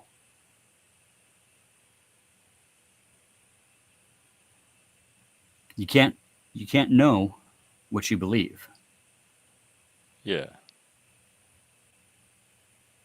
Yeah. It's like Knowledge and belief are two distinct things. like when we look at each other and we say, "Oh, that's a black man, that's a Chinese man, that's an Asian, whatever." Like the labels, the programming, right? He could be Korean or Vietnamese Yeah, or Laotian. could be a little gray alien. Fuck, for all sakes. I mean, it's like I go down to the river and I get some water, bring it back up to camp. And you come into camp, say, "Hey, where's the water?" And I say, "It's over there." And you got a red jug and a brown jug and a black jug and a yellow jug. And you look at me and say, "Which one has the water in it?" And I tell you, they're all the same water. You still have to sample each one of those things of water to make sure they're all the same water. Why? If all you want is water, just go right. just Normal, open one and the normal grab your person water. would do that, Jeff. You're the normal person. Like this usually works in a different way because people don't see life from the way you're seeing it. Like, it's fucking awesome, dude. This is great. This is what normality feels like? Well, define normal. And why be normal? Because it gets me water without a lot Yes. of neurosis. Yes. But when we look at 4 different colors of jugs of water, like our first typical kind of reaction is, which one has the fucking water in it? Right, and you said all of them, so that it doesn't matter which one I go to. Right. But the from experience and just whatever, the typical human would literally have to go take a drink of each one of the jugs to be able to rationalize and justify everything in their own created fucking reality. Why? Couldn't they I know. understand that they all have water in it? If you pointed to 4 jugs and said they all have water, most people would say, "Oh, okay, I get it. There's water in each one of them. I don't have to go and check. I know what water in each jug means." But what if you're fucking lying to me about what's in those jugs, bro? Well, why would you be lying to me? What if 3 of them have Cosby Kool-Aid in them and only 1 has water? But why would you? I wouldn't assume you would have a reason to lie to me. Well, because I'm living in a conspiracy. Like, that would be silly to blow the friendship over just to trick me over some fake Kool-Aid water. Or choose not to even accept that water exists or should exist. Like those fucking plum crazy purple cars, man. I'm telling you. These people driving colored cars are trying to drive their colored car agenda into me, bro. They're trying to shove it down my throat. I think that about the Cybertrucks. Those things are pretty ugly. That they're trying to make cars ugly again. Uglier. So like when we choose to dog each other, we're choosing to. Like we don't drive around in our cars and literally do that, right? We don't look at other colored cars and be like, that car shouldn't fucking exist because it hurts my fucking feelings that it exists. I'm gonna go up to that guy and tell him his car is a piece of shit. But nobody says that. Nobody ever. No, but like that's what racism is, Jeff. That's how racism works. Right. That's not. Nobody's doing that. You said you went to a Nazi rally. There were 30 Nazis on a bridge with a sign. That's it. In the whole Idaho, there was 30 Nazis. That's nobody. That's statistically insignificant. You need to get a new hobby. It's more than that, Jeff. Come on. It's the systemic shit of life. It's What's systemic shit? putting a ban on Muslims, for instance, entering Where? the country. The Muslim ban Let from me look it up. 2017 Trump administration. Oh, I so you don't have to being go all the way back to by order. 2017. Okay. You know, so like the xenophobia, you know, it's the they, them, and the others that are the boogeymen. That are 1%. They're a half of 1% of society. But the biggest focused fear It factor. doesn't matter when two cultures are coming into contact and they're that different from each other. It No, doesn't. The it doesn't. statistics on the larger map looking down don't matter to the So individual you think that cultures men that should are be playing colliding women's in that sports? neighborhood or on that block or at that school or that workplace or wherever. So you think men should be going to the bathroom in women's fucking bathrooms then, don't you? How, that women should be going to the women's bathroom? That men dressing in dresses, Should go to the women's bathroom? yeah, you must be supporting of all that. I don't really think about it that much. I Yeah, don't no pay shit, attention to most where people women go. don't. But like that If I resonates. was in the men's bathroom and a guy dressed like a girl came in and stood at the stall next to me and started peeing, I wouldn't even think anything. I Yeah, would just focus on what I was doing. there's no urinals on the walls in women's bathrooms, dude. I know. There's no. I'm just telling you how I would react if it was in my Right? bathroom. I So mean, they'd go in a stall. That's even yeah, less. Like right. nobody can even see what they're doing in there. I know, right? And they would probably actually sit down to pee so that like anybody that came in or was But in if there they didn't. pass, nobody would even know there's a man in the women's bathroom. It's only the ones that can't pass that it's obvious that they're men. Oh my God, look at that Adam's apple coming in here trying to pee. I mean, Caitlyn Jenner, right? Bruce Jenner, Caitlyn, right? Uses the women's bathroom at Mar-a-Lago. Well, they probably have big restrooms over there. I'm sure she could even get a private one if she wanted. Or is it just a big fucking tactic that one side might be using But as if a Caitlyn Jenner came into a women's restroom and walked to the stall and went in there and closed the door and did whatever, I don't see a reason to care. well, what if she was in there beating off, bro?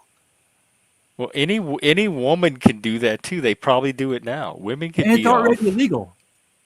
And it happens like this much, but there's a faction, there's a sector of people out there that are really hyper focused on men playing women's sports, bro. Yeah, because it's an unfair advantage. You don't even have to Sure. be hyper focused Sure, it is. to see the objection. But to So use that's a that, little as, disingenuous of you right there. I'd say it's disingenuous of the one that would grab that and use it as a debate tactic in some comparison against something that's not relative. Because it like it happens, and sure, we can all agree, like big buff dudes shouldn't be playing fucking volleyball and smashing women's faces with the ball. And they shouldn't be in women's bathrooms either. They shouldn't be in there beating off because they're men. But if How about if a trans just person big goes buff into the dudes bathroom, just stay out completely? I mean, I don't know. I say we elect Mike Pence to be the genital inspectors of all bathrooms at the gates of hell for all of eternity. Because everybody has a trans or a bisexual bathroom in their house. Like everybody allows men and women to go in their bathroom in their house. Why is there this hyper focus that's being Yeah, the kind with the projected door onto you us? close and lock. Some businesses even have those. Yeah, and the stalls and everything But have the doors on the them. larger businesses are not going to be able to get by with just a bathroom. So who's telling us to be so hyper focused on these things that we I don't would think normally anybody is. never even really? You sound way more hyper focused than anybody else I know. Like nobody I know talks about this hardly ever, and I rarely see it even on Every social single media. debate panel on YouTube for the past fucking 6 months has brought up this topic in one way or another. Well, that's because they need content for a debate. Yeah, and But as for like just people use it casual as an argument. conversation among the people, the populace, I don't ever hear it. And it used to be the good Christians that would say something like, "You do you, bro. Just don't hurt me physically." right? That if I don't like the channel you're Chris- on, bro, then I have Christians the were right to saying turn that. the Who were they channel. saying that to? Don't hurt me. You do you. Don't hurt me. Just don't hurt me physically, and you're allowed Who to were do they what you saying want. that to? To everybody, to the gays. The Christians were saying that to the gay. Yeah, man. The 90s were pretty sweet, didn't you notice? I was there, fatty. Hmm. They weren't saying you do you. They also weren't saying don't hurt me. As a, They as were very societal- much worried we were going to hurt them, and that all of society was going to collapse. but there were other Christians out there that were saying, And like, they were definitely not saying you do you. oh yeah, yeah, They there were was. saying you better stop what you're doing, or you're going to hell, and we're going to Yep. make you stop. Yep. So we had But two now- like No, we don't have. alternative 90s where the Christians were saying you do you, man. If I don't like the And- channel you're on, I have the right to change the channel, bro. Yeah. How come everybody's so hyper focused hurt. nowadays on the Don't fucking? hurt me. Come on, bro. You know I'm halfway fucking with you. All right, let's hang on. Let's hear from this guy.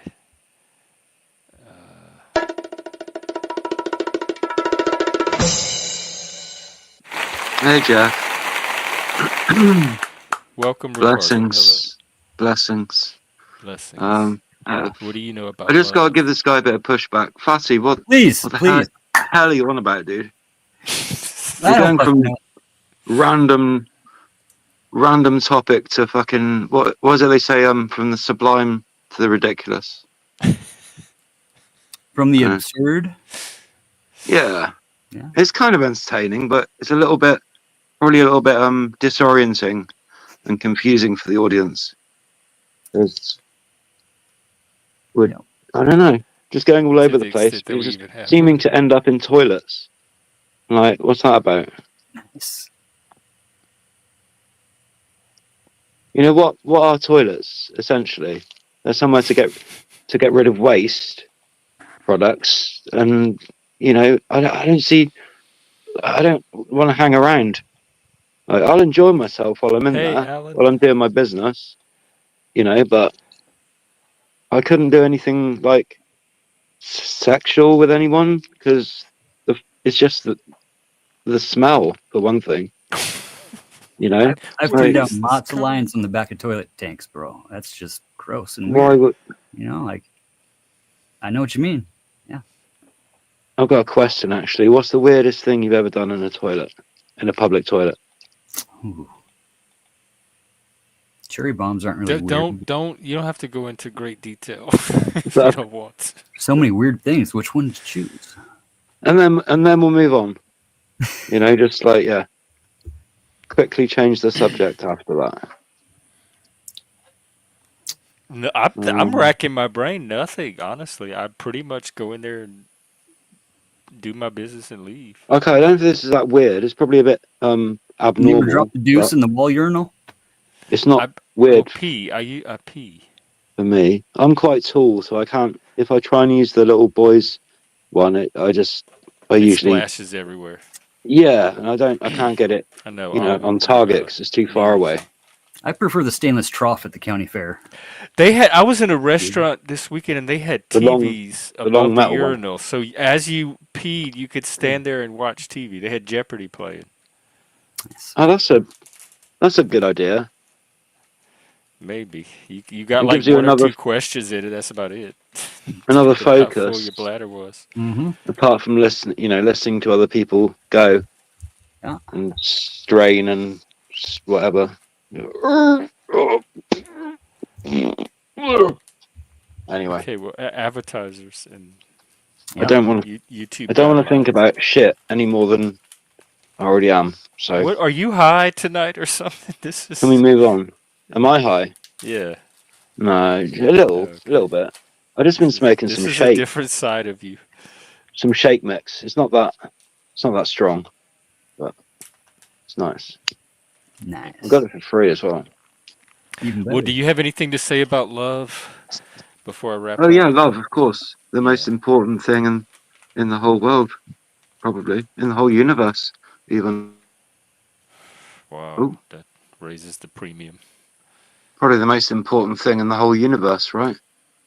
Um, Setting the bar kind of high there. Do well, you have I don't know if I can practical attain it. advice about? is there anything greater that we can strive for than reaching a state of, you know, permanent, or not permanent, but true love? You know, total. I don't know. Have you Dare I say reached it? unconditional love? But I resonate with what you were saying, Jeff, earlier about you can't. There's some people you would like to try, as try as you might, you cannot love.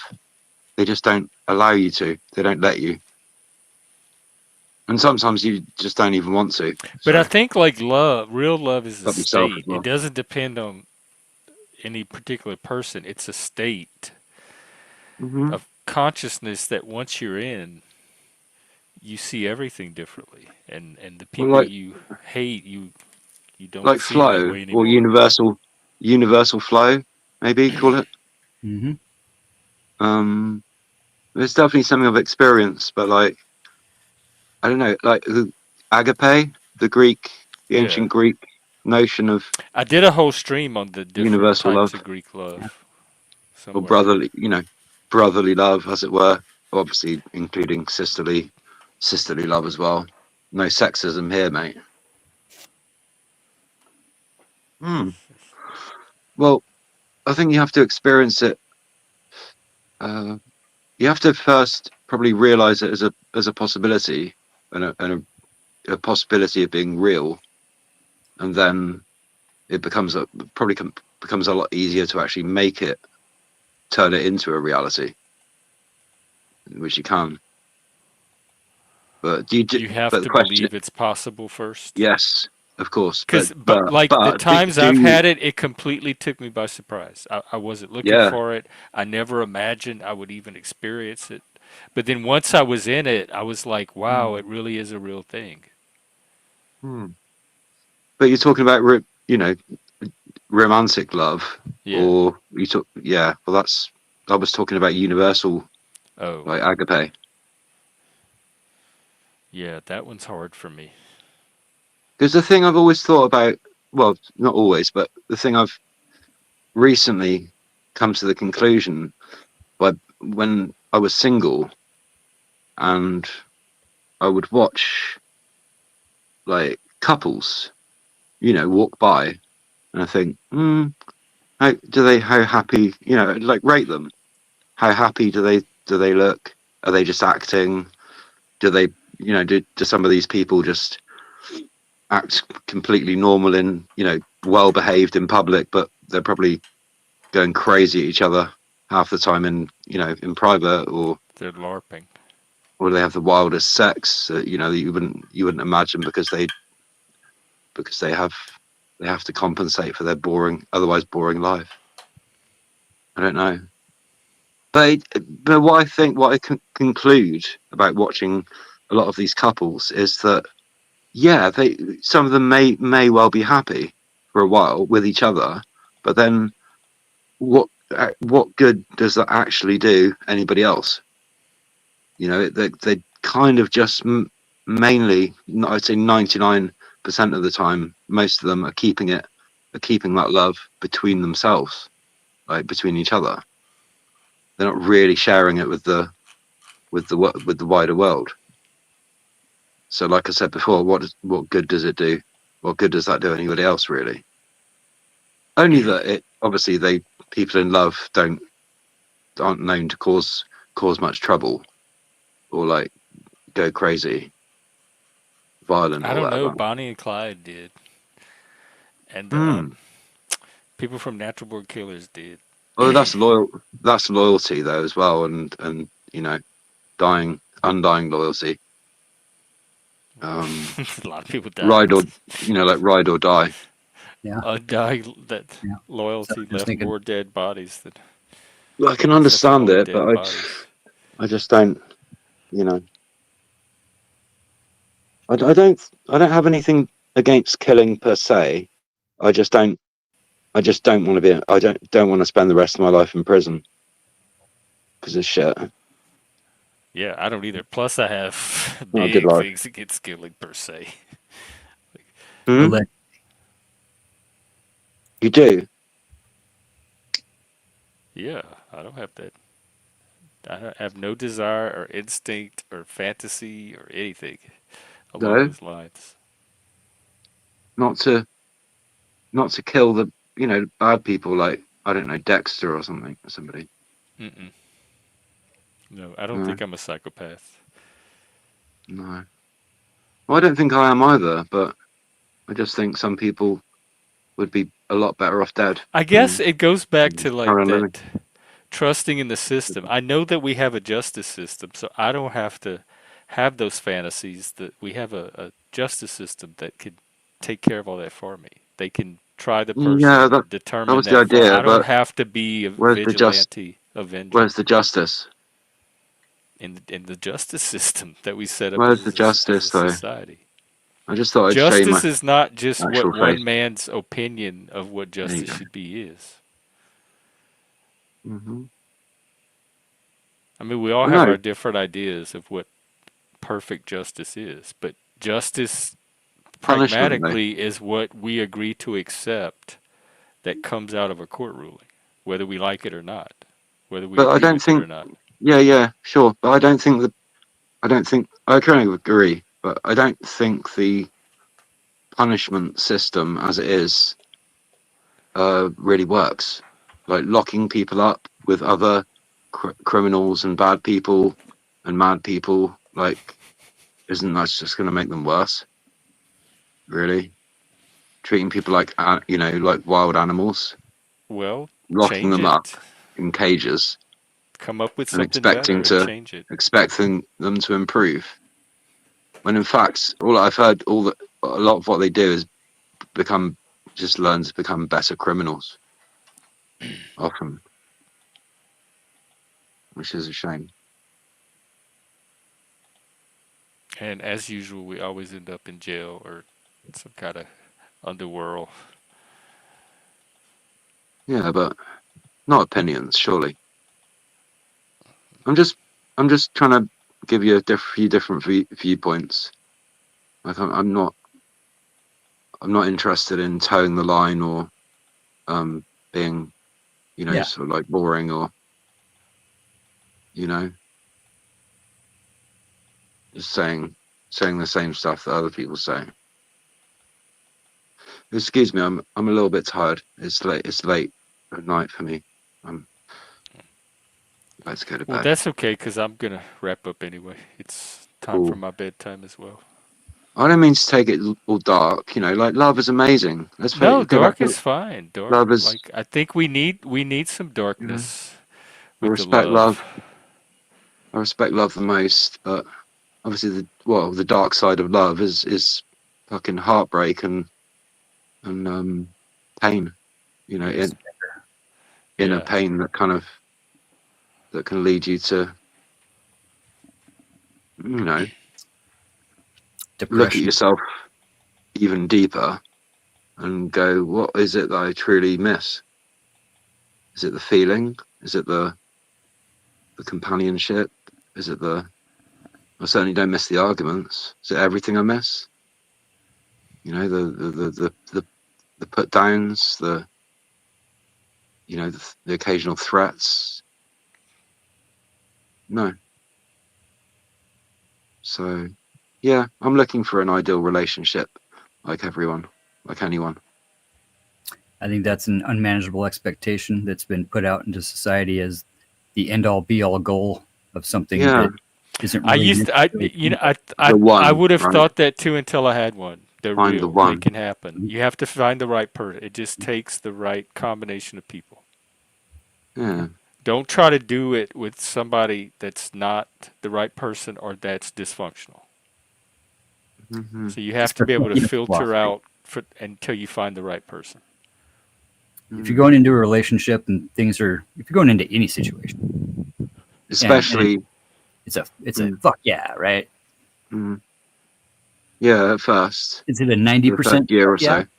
or is it a fuck yes? Yeah. Right? It's Because the if it's a romantic. 90% fuck It's like yeah, the honeymoon period, right? And But there's that has a limited time, and then you start to really see each other for what you are, warts and all, and sometimes you just can't, like there's I think things about the other person you can't get But over, you if it's the can't right reconcile. person and you truly love them, the warts are not going to be that unsightly. It just becomes another part of them. the actions will, Mm, the sure. resentment of actions. Welcome back, Colt. Like, I don't know, for example, having to listen to someone, having to listen to your partner eat, and then not, going, okay, Just go in the other room. all that shit. Like, well, yeah, exactly. Like, why can't you just listen to some music, put some headphones on or Or just something? respectfully say, "Hey, babe, chew with your mouth closed." Okay, it's just Or just Yeah, go in the other room. I was just. you know what I mean? Like, I I can usually walk do. out while somebody eats. sure. Why are you walking out on me? You don't like the way I fucking eat, See, motherfucker? I wouldn't be with a person like that. That's what I'm talking about. The right person. I would Right. not be Mm. with a person like that. That is not the right person. Even if the sex was fucking great. Mm. I guess I've never Conscious. had to make that decision. Uh, I've had some tough decisions in love. But when I really love someone, I just I can't seem to let them go because I know if they loved me before, they can love me again. Not always. Sometimes it dies. Maybe we can always love each other and just choose not to be in love with each other. Yeah, yeah, like a more kind of a lighter version of love, like a more wispy kind of. Just respect. They have something called limerence. Yes, I'm aware of the concept. I recently explored it because I thought I might be actually experiencing it rather than real love. But the problem is, I don't think I can tell the difference. Like, Yeah, once those the chemicals illusion start gets me. going, like your brain starts releasing those chemicals, it's pretty much over Mhm. from there. Oxyt- Oxytocin, right? Yeah, Yep. although I think And all that. something that was That's the like love similar drug. to cocaine. It's also the hate drug. Oh, it's a Oh, hate drug too. Both, man. It's both. It's about how we manage that. At the same time, or the hate drug kicks in after the love drug gets It's disrupted. it can't be the same chemical because it's a totally different feeling. Because I've had both. I've had the love hate at the same time, and it's like both Mm, chemicals activate at the same time, and it is miserable. mm. I hate it. and serotonin and dopamine in different amounts on either side of that will, in essence, use the oxytocin as the catalyst, as the base, and Flood the your brain. ingredients would be the catalyst that Yeah, but the it's like fuzzy, I don't warm know, is the a pink mist or something just descends on you, and In love. it's just well, it's all around your heart, really. It's not in your brain. It's in your heart. It starts in your heart, builds there. the aura. Mine hurts. It's pain. It's not like a fuzzy Really? pigment. It's like memories of all the pain that came that can come from love. Like a Yeah. warning, like if you start to feel this, remember all of this stuff that's coming with it, and then that's the first thing that it Defensive. activates is all the Can you negative not just can you associations. not like distract yourself or focus on something else? So yeah, sometimes I mean it plays in the back of Train my yourself. head, but I can more or less like function and get stuff done and have it in the back. I Hmm. can minimize it to like a little. Yeah. Well, you were saying your how stable you were in most parts of your life earlier, I know and until I opened I my think mouth about how stable I was, that's Or really cool. That's really noble. But then, and then internally. I got disrupted because I started to notice things differently. That my version of the world, like the story I had been telling myself about the world and reality and myself, was not accurate. and everything Yeah. started to, like, everything was downstream from that, from And at that point, recognizing that you don't have it right. There's Hmm. you're putting it or together wrong. It's not what you think. I don't know what it actually is, but it's just not what Well, you've been thinking it is. I can relate to that. I can relate to that because as smart as I am, as you know, learned, sophisticated, and arrogant, and full of myself as I can be, and all that, and all the stuff I know and I've learned, I'm still there's still something big, something important that I feel I think I'm missing. I think everybody feels that way. I don't know how to remedy it. I don't know how to fix it exactly. But I'm hoping other people I will think it just comes when it comes. show Like me to the me, way. I find that those things just show up You know, someone when they wiser show than me. up because you can't really look for something that you don't even know what it is or where to find it. So when it shows Yeah. up, then you realize, oh, that's that missing piece. Now I can go to the next step. Don't know what you Hmm. got until it's gone, bro. Yeah. I thought I had. I felt I had that a few years ago with someone, but it just it And went people back. It change went bad, too, and and feelings change. I couldn't. I couldn't turn it around much as I tried. Hmm. Yeah. You know, people get. I think maybe people get bored with each other, or they get bored with But the once it's gone, though, same you patterns of uh, discord and disharmony. I do. I don't know. I can't take a lot of discord and I disharmony. think love can be an addiction, and I think it can be used to justify other unrighteous things, and Yeah. we tendency is just people to kind of go Yeah. after the unattainable and set that unmanageable expectation out there and just continue to strive for it and get caught up in the loop of loving to hate, of loving wallowing in the shit, you know How about chasing love? that too, Not. fucking it. That's pathetic. Mm, Like Or is it it's just healthy love. romance, It's like real healthy love. It's not something you should have to chase. right? sure. Well, it's. I know it start. You know, they say it starts with yourself, and if you can't love, if you can't fully love yourself, then how do you expect anybody else to properly love you? I get that. So I've been working on that. I've been working on self loving myself. But Self love. Maybe that's another thing we can talk about it's. I've next got it. time. I think I've got it pretty much nailed. Like maybe 80 or 90%. But I still need help with the other missing Because also missing there's like piece. a positive self love, but then there's ego. Just being able And to how do admit that you you be like? How do need. you keep one from being the other, turning into Did he say just ego love? egoism? No, I was say how just being able to recognize that fact that, Mm. or the I guess the feeling that you just that that I need help. Just being able to say I need help Yeah.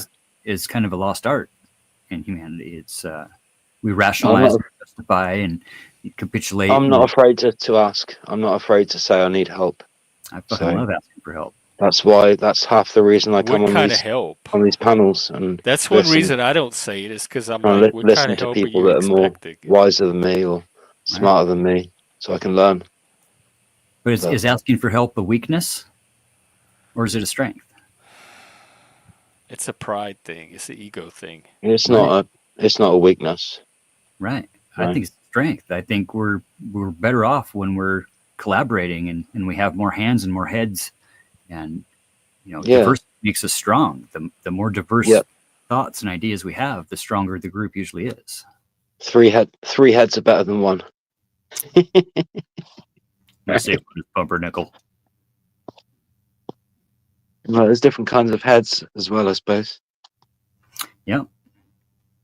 And even in the moment, you know, we can chase that love and we can chase that person that we idealized love as, Mm, and then later we don't know what we got until it's gone, right? Later we can have the perspective to be like, that was a really fucking toxic situation, and I mm, was really kind of deluding myself and yeah. rationalizing and justifying my I've help. had that happen with workplaces. That's what I was talking about. How The I'm feelings. so bad about reading situations because I'll be in workplaces that I think are just the perfect job, and then I'll get fired, and they'll have this whole list of things that they hated about me this whole time, and I'll Right? never pick up on any of it, and I'll have a totally different picture of what I think the work situation is. Mm, Which has been a big fucking thing for me, being fucking self-employed since high school. I've only had 2 on the books jobs in mm. fucking 25 fucking years. Yeah, I'm struggling to find a decent, a worthwhile like career Yeah. or whatever. I've never had a career, but I think I've that's got an many. unmanageable I've expectation. got many. I've got many interests and many talents. Yeah. Um, I say explore them all. If you can figure out a way to monetize them, even better. But here's the deal: yeah. when we do what we love, and Hmm. say that we do that isn't really work, right? We get to do what we love. Yeah. It doesn't really work. Yeah. I love Then we this, Like but it then we What? doesn't. start to It's not really Like despise work. what we're Alan doing. Watts said But when it years is and years work, ago. you know, and even Alan when we're Watts. doing what we love as work, Hmm. I've grown to fucking absolutely hate construction. I used to love it. Right. I fucking hate it. Because you've done it for too long. Just I know all the shit. You know, it's like Jeff was Sick of it. saying. I can hyper focus on all the bad times that happened, on the times when I Mm. lost my ass, you know, on the time when I forgot to make a fucking phone call and had to pay an extra 20 grand on a fucking rental machine over a phone Yeah. call, over an unmanaged expectation. Or getting a really bad bollocking off your boss. You know, for Yeah. something you didn't even realize you did. Or a homeowner or a He general is the contractor boss. that's like, what the fuck's going on here? And like, Mm. you know, yeah. Now you talk a bit about property. Why don't you? Have you ever got into the property like market or Oh, like yeah. flipping or buying and selling and all that shit? Oh, Doing yeah. that. Yeah. It's interesting. I've heard But that's quite a. I've quite heard a that's few. quite a good, quite a stable way to make money. Although it's not, it's not instant, but it's like a stable investment as long as you invest in the right things and the right people. Obviously. Yeah. There's a business science to everything. You know, there's a, Yeah. you know, somebody's thought about these things before and put them into a Gantt chart and figured out what steps should come next. And usually Mhm. it's a pretty, you know, there's All the systems, things. you know, procedures Yeah. and shit like that. But we always, but yeah, it's All life the is things crazy. that could go wrong. I think love is really one of the simplest things that we can actually just kind of feel naturally, but it takes Yeah. work to maintain it. It takes work to really embrace it and not, Maintain it. yeah, not let the chemicals and shit, like we were saying, just control our spurgatory. That Mm. Yeah. But then that kind of love is like has been described as a kind of madness anyway by poets and things. I was just It's, You talking about erotic love? the fact that we're trying to that we're trying to grok it now, like we're trying to Oh, understand it, and we've all experienced it probably many times in many different ways, many different people, different places, mm, different faces. But yeah, it's still something I don't know. Some people don't, and also some people don't give a fuck. Some people don't care that you love yourself. Like it actually makes them love you less. Maybe yeah. because I it, think that's natural. maybe because they don't deep in their own heart they don't love themselves as much as they'd like. But that's and portray that they do. oh yeah, of course. Yeah, it's a lot of acting and makeup and costume set design and all the rest of it. Mood Rational lighting, mood justifications. setting. Yeah. Is romance dead? No, not in my head. Romance is not dead. Chivalry. Yeah, I like flowers and incense and you know, But if you come home on a Wednesday afternoon with candles. flowers, Eh? if you come home come home on a Wednesday, just a random Wednesday with flowers, is there Yeah. an automatic like expectation there of a blowjob? Oh, No, of course not. Right. That's unconditional Because love. then that might make her think you were just doing it to get something back. Right. Which isn't or shouldn't be the case. Love isn't conditional, right? That's that to me is unconditional love, right? I just did this because I Yeah. thought it would make you happy. I just want to make you. It's so. Yeah, with no expectation of reward or. I just love the way Jeff smiles when I give him flowers on Wednesdays. Absolutely. Yeah, I think that's a good. You know, some people may think it's not a manly thing to say or effeminate or whatever, but I just love flower. I believe Yeah. men should be able, for example, men should be able to give each other flowers it's without so gay. it being gay or I'm sorry. There's no way weird. to pull that off. That's the cultural I even think it's expectation, though. Yeah, why are you laughing, Jeff? If a boyfriend gave me flowers, I would say, I'm being dude, serious. that's so gay. What Yeah, if it was a dozen you are black gay. bro? I do support bromances, though. I think more bromance. Yeah. I think it's good for men to have Fire and ice roses, little bro? man boyfriends. Well, I was actually Jeff. I was chatting to Hank the other day. Is he your new bromance? Yeah, kind of. He's really Y'all make a good couple. like I like him, and I totally respect his intelligence. But I just wish What do you need yeah. from him? I've never had a black guy. Oh, Never no. tried a black guy, and he's handsome. He's fit. Yeah, have you seen him with his shirt off? Yeah, once or twice. He's pretty, like hench. Yeah. He reminds me a bit. He's not overweight, but then he's not skinny. But he's quite what's the word? Not bulky, but he's got some muscle. He's a bit like cut. me. Yeah, he is. And he's I also need a panel boyfriend now. he's also 30. He's only 33, so that's a really good age, isn't it? I don't know. I don't remember. I'd have to think. 33. But yeah, That's what I was like. That was a great age. Yeah, I noticed. I noticed him mention like a few months ago, whatever. He was like bi-curious. So Browns.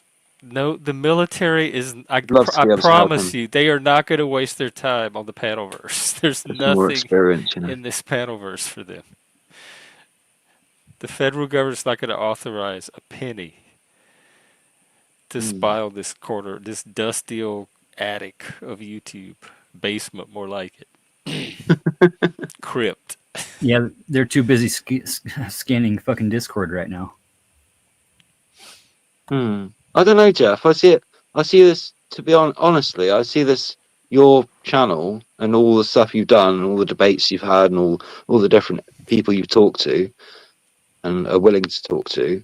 I see that as a more of a high thing. Like what you've done already, in my mind, in my view, has elevated your channel to a higher position than many others Well, because and elevate the you've got high numbers. standards, and you don't suffer fools or too much bullshit for Well, too yeah, long. sometimes I'm the fool though, and then I have to suffer myself. Yeah, That's, but you know, this is all a learning experience, and I'm seeing whatever there is to learn next. I'm trying to learn love, sure. but nobody could Mhm. like. You need to I find a think good we had some good teacher. things to say about it, but the topic is not one that Mm. really sticks people. It doesn't what Dump off people. points. What's a dump off point? Sorry, my clock went off. Truth channel. Truth channel purge. What? I didn't create mine as at all. I'm not a truther. I didn't even discover these people until I started being in the panelverse. And somebody had to explain what a truther was. They said, "Oh yeah, those people come from the truther universe." I said, "What is a truther?" Hmm. No, I think it's short for truth And then seeker. also QAnon, they said a lot of the QAnon when it dissolved went over into the truth Mm. movement. It's not that we're saying we know the truth or we have the truth. It's saying that we are always seeking the truth. You know, Well, it's a slightly different thing. so am I. So we just do it in different ways, I Yeah, guess. of course. Everyone has their own Because I use metrics and their own reason, methods, facts, evidence, logic, that kind of instincts, stuff. Instinct. And intuition. y'all seem to use imagination, a Mm. lot of it. Is that instinct or Well, that's Um, getting into the realms of fantasy, isn't it? And dreams and phantasms Speaking of and stuff. dreams, I really do need to wrap up because I should be Oh, in okay, bed. cool. No worries, Jeff. It was great to talk to you anyway, and you, Yeah, Uncle you Fatty. too. I always, brother? enjoyed Always. Good tonight's people. little chat. Dream a little dream of Of me. me. Yeah, Love you guys. that's a good song. What was the original? Who did the original of that? Play TikTok. Yeah, I don't really like channels that sit there and just review other streams.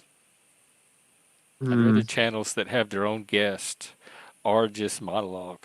I think I've noticed that as well, Jeff, and on some other streams, and I would say it's because a lot of the panelists they cycle round most of the panels anyway. Eventually, so they might fall out with one for a while, and then they get bored and go back to them. And oh, sorry, and they'll go back, and then Yeah, I it's noticed kind of that a too. But I still don't understand playing circular loyalty their thing going on. content and just sitting there and reacting to a video. You can even do your own stream talking about it instead of just playing their video. Yeah, I guess they're bored, but in a way, in it to be you know, in a way that they're basically giving that other streamer that they're watching or that they're reviewing kudos and respect because they're basically saying this watching you is more interesting than what we're doing at the moment. So that's actually quite cool in a way. It's a good Yeah, thing. there's probably a lot of things more interesting Although obviously it's than what we're doing at the smacks of moment, including sleep. boredom and Yeah, B say you too. unoriginality, but hey, everyone's a critic, right? Hey, night, Jeff. I'll let you go and Good night, Ricardo. peace out, Take care. blessings, and Yes, all of that. rest you well. You as well. Maybe see you in the morning. Take care. Okay, bye. Bye.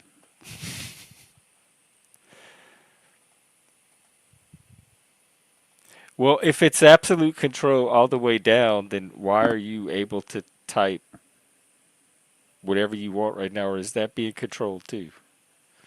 And is Brown's Boys' responses being controlled? Like at some point, the control breaks down. Otherwise, y'all are just automatons, and there's no point even paying attention to either of you.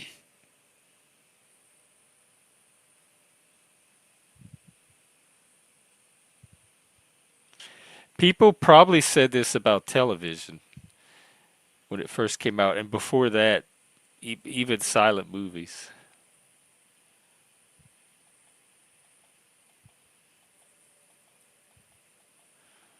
Yeah, I can only imagine what you try to type, but for the filters. I already had to delete a few of your comments tonight.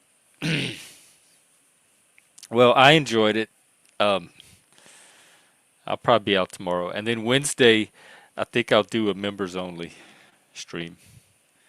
And we'll see what we can cook up. So thanks for hanging out, everybody. And I will see you tomorrow for more LARPing. LARPing and love. See, this is why I don't want to do love, because even when we try to do a stream on love, it doesn't even stay on the topic. So y'all can't love. Y'all not ready to love for love. So I need. I don't know what to do. Because if you want to love, there has to be people around that you're able to love. And if there's not, like even if you're ready to love, if there's nobody to put the love on or to attach it to, then it doesn't do anything. It's like it just sits. It's not fully love till there's an object at the end of it. I don't think. It's just imagination and solipsism. Oh, did you I stayed for Fatty. I would have ended a long time ago, but for Fatty showing up. Yeah. And here's the other thing, Colt, that I noticed, because I can love pretty when I do love, just like all my other emotions, it's pretty deep. It's not a shallow, superficial love, and it creeps some people out. Like they want they want love, but mine is way too intense for them, and it spooks them. So they have to go find somebody whose love matches what they're able to put out. Mine is too.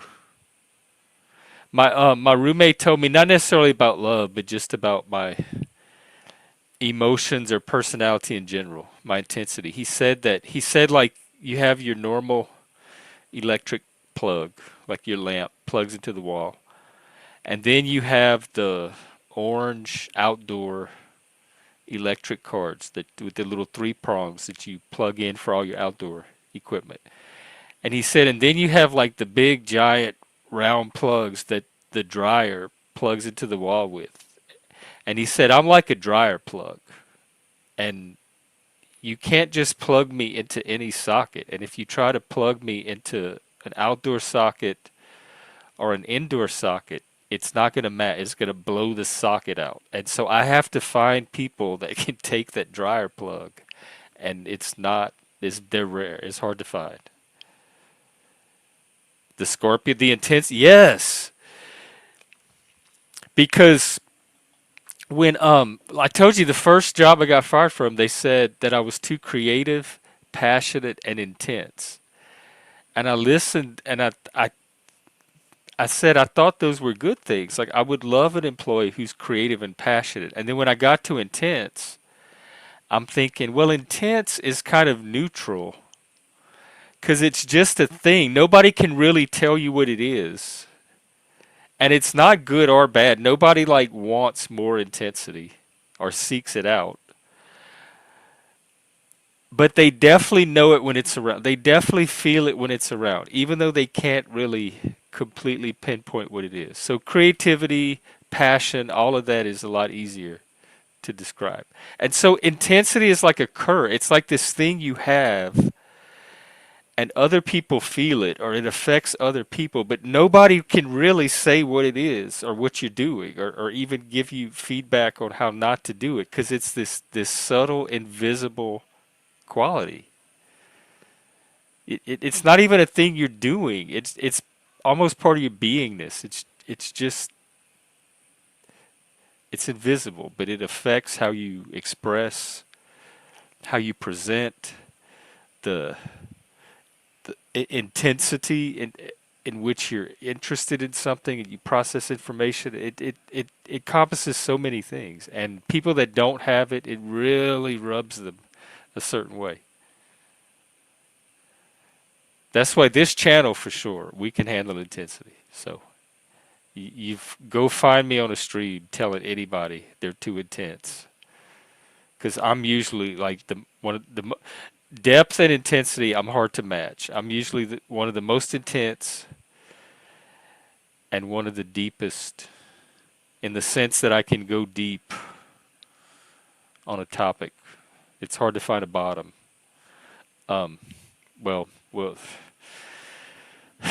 let me etch a sketch, start over, and we'll get going again tomorrow. Feeling deep and long. You're not helping. All right.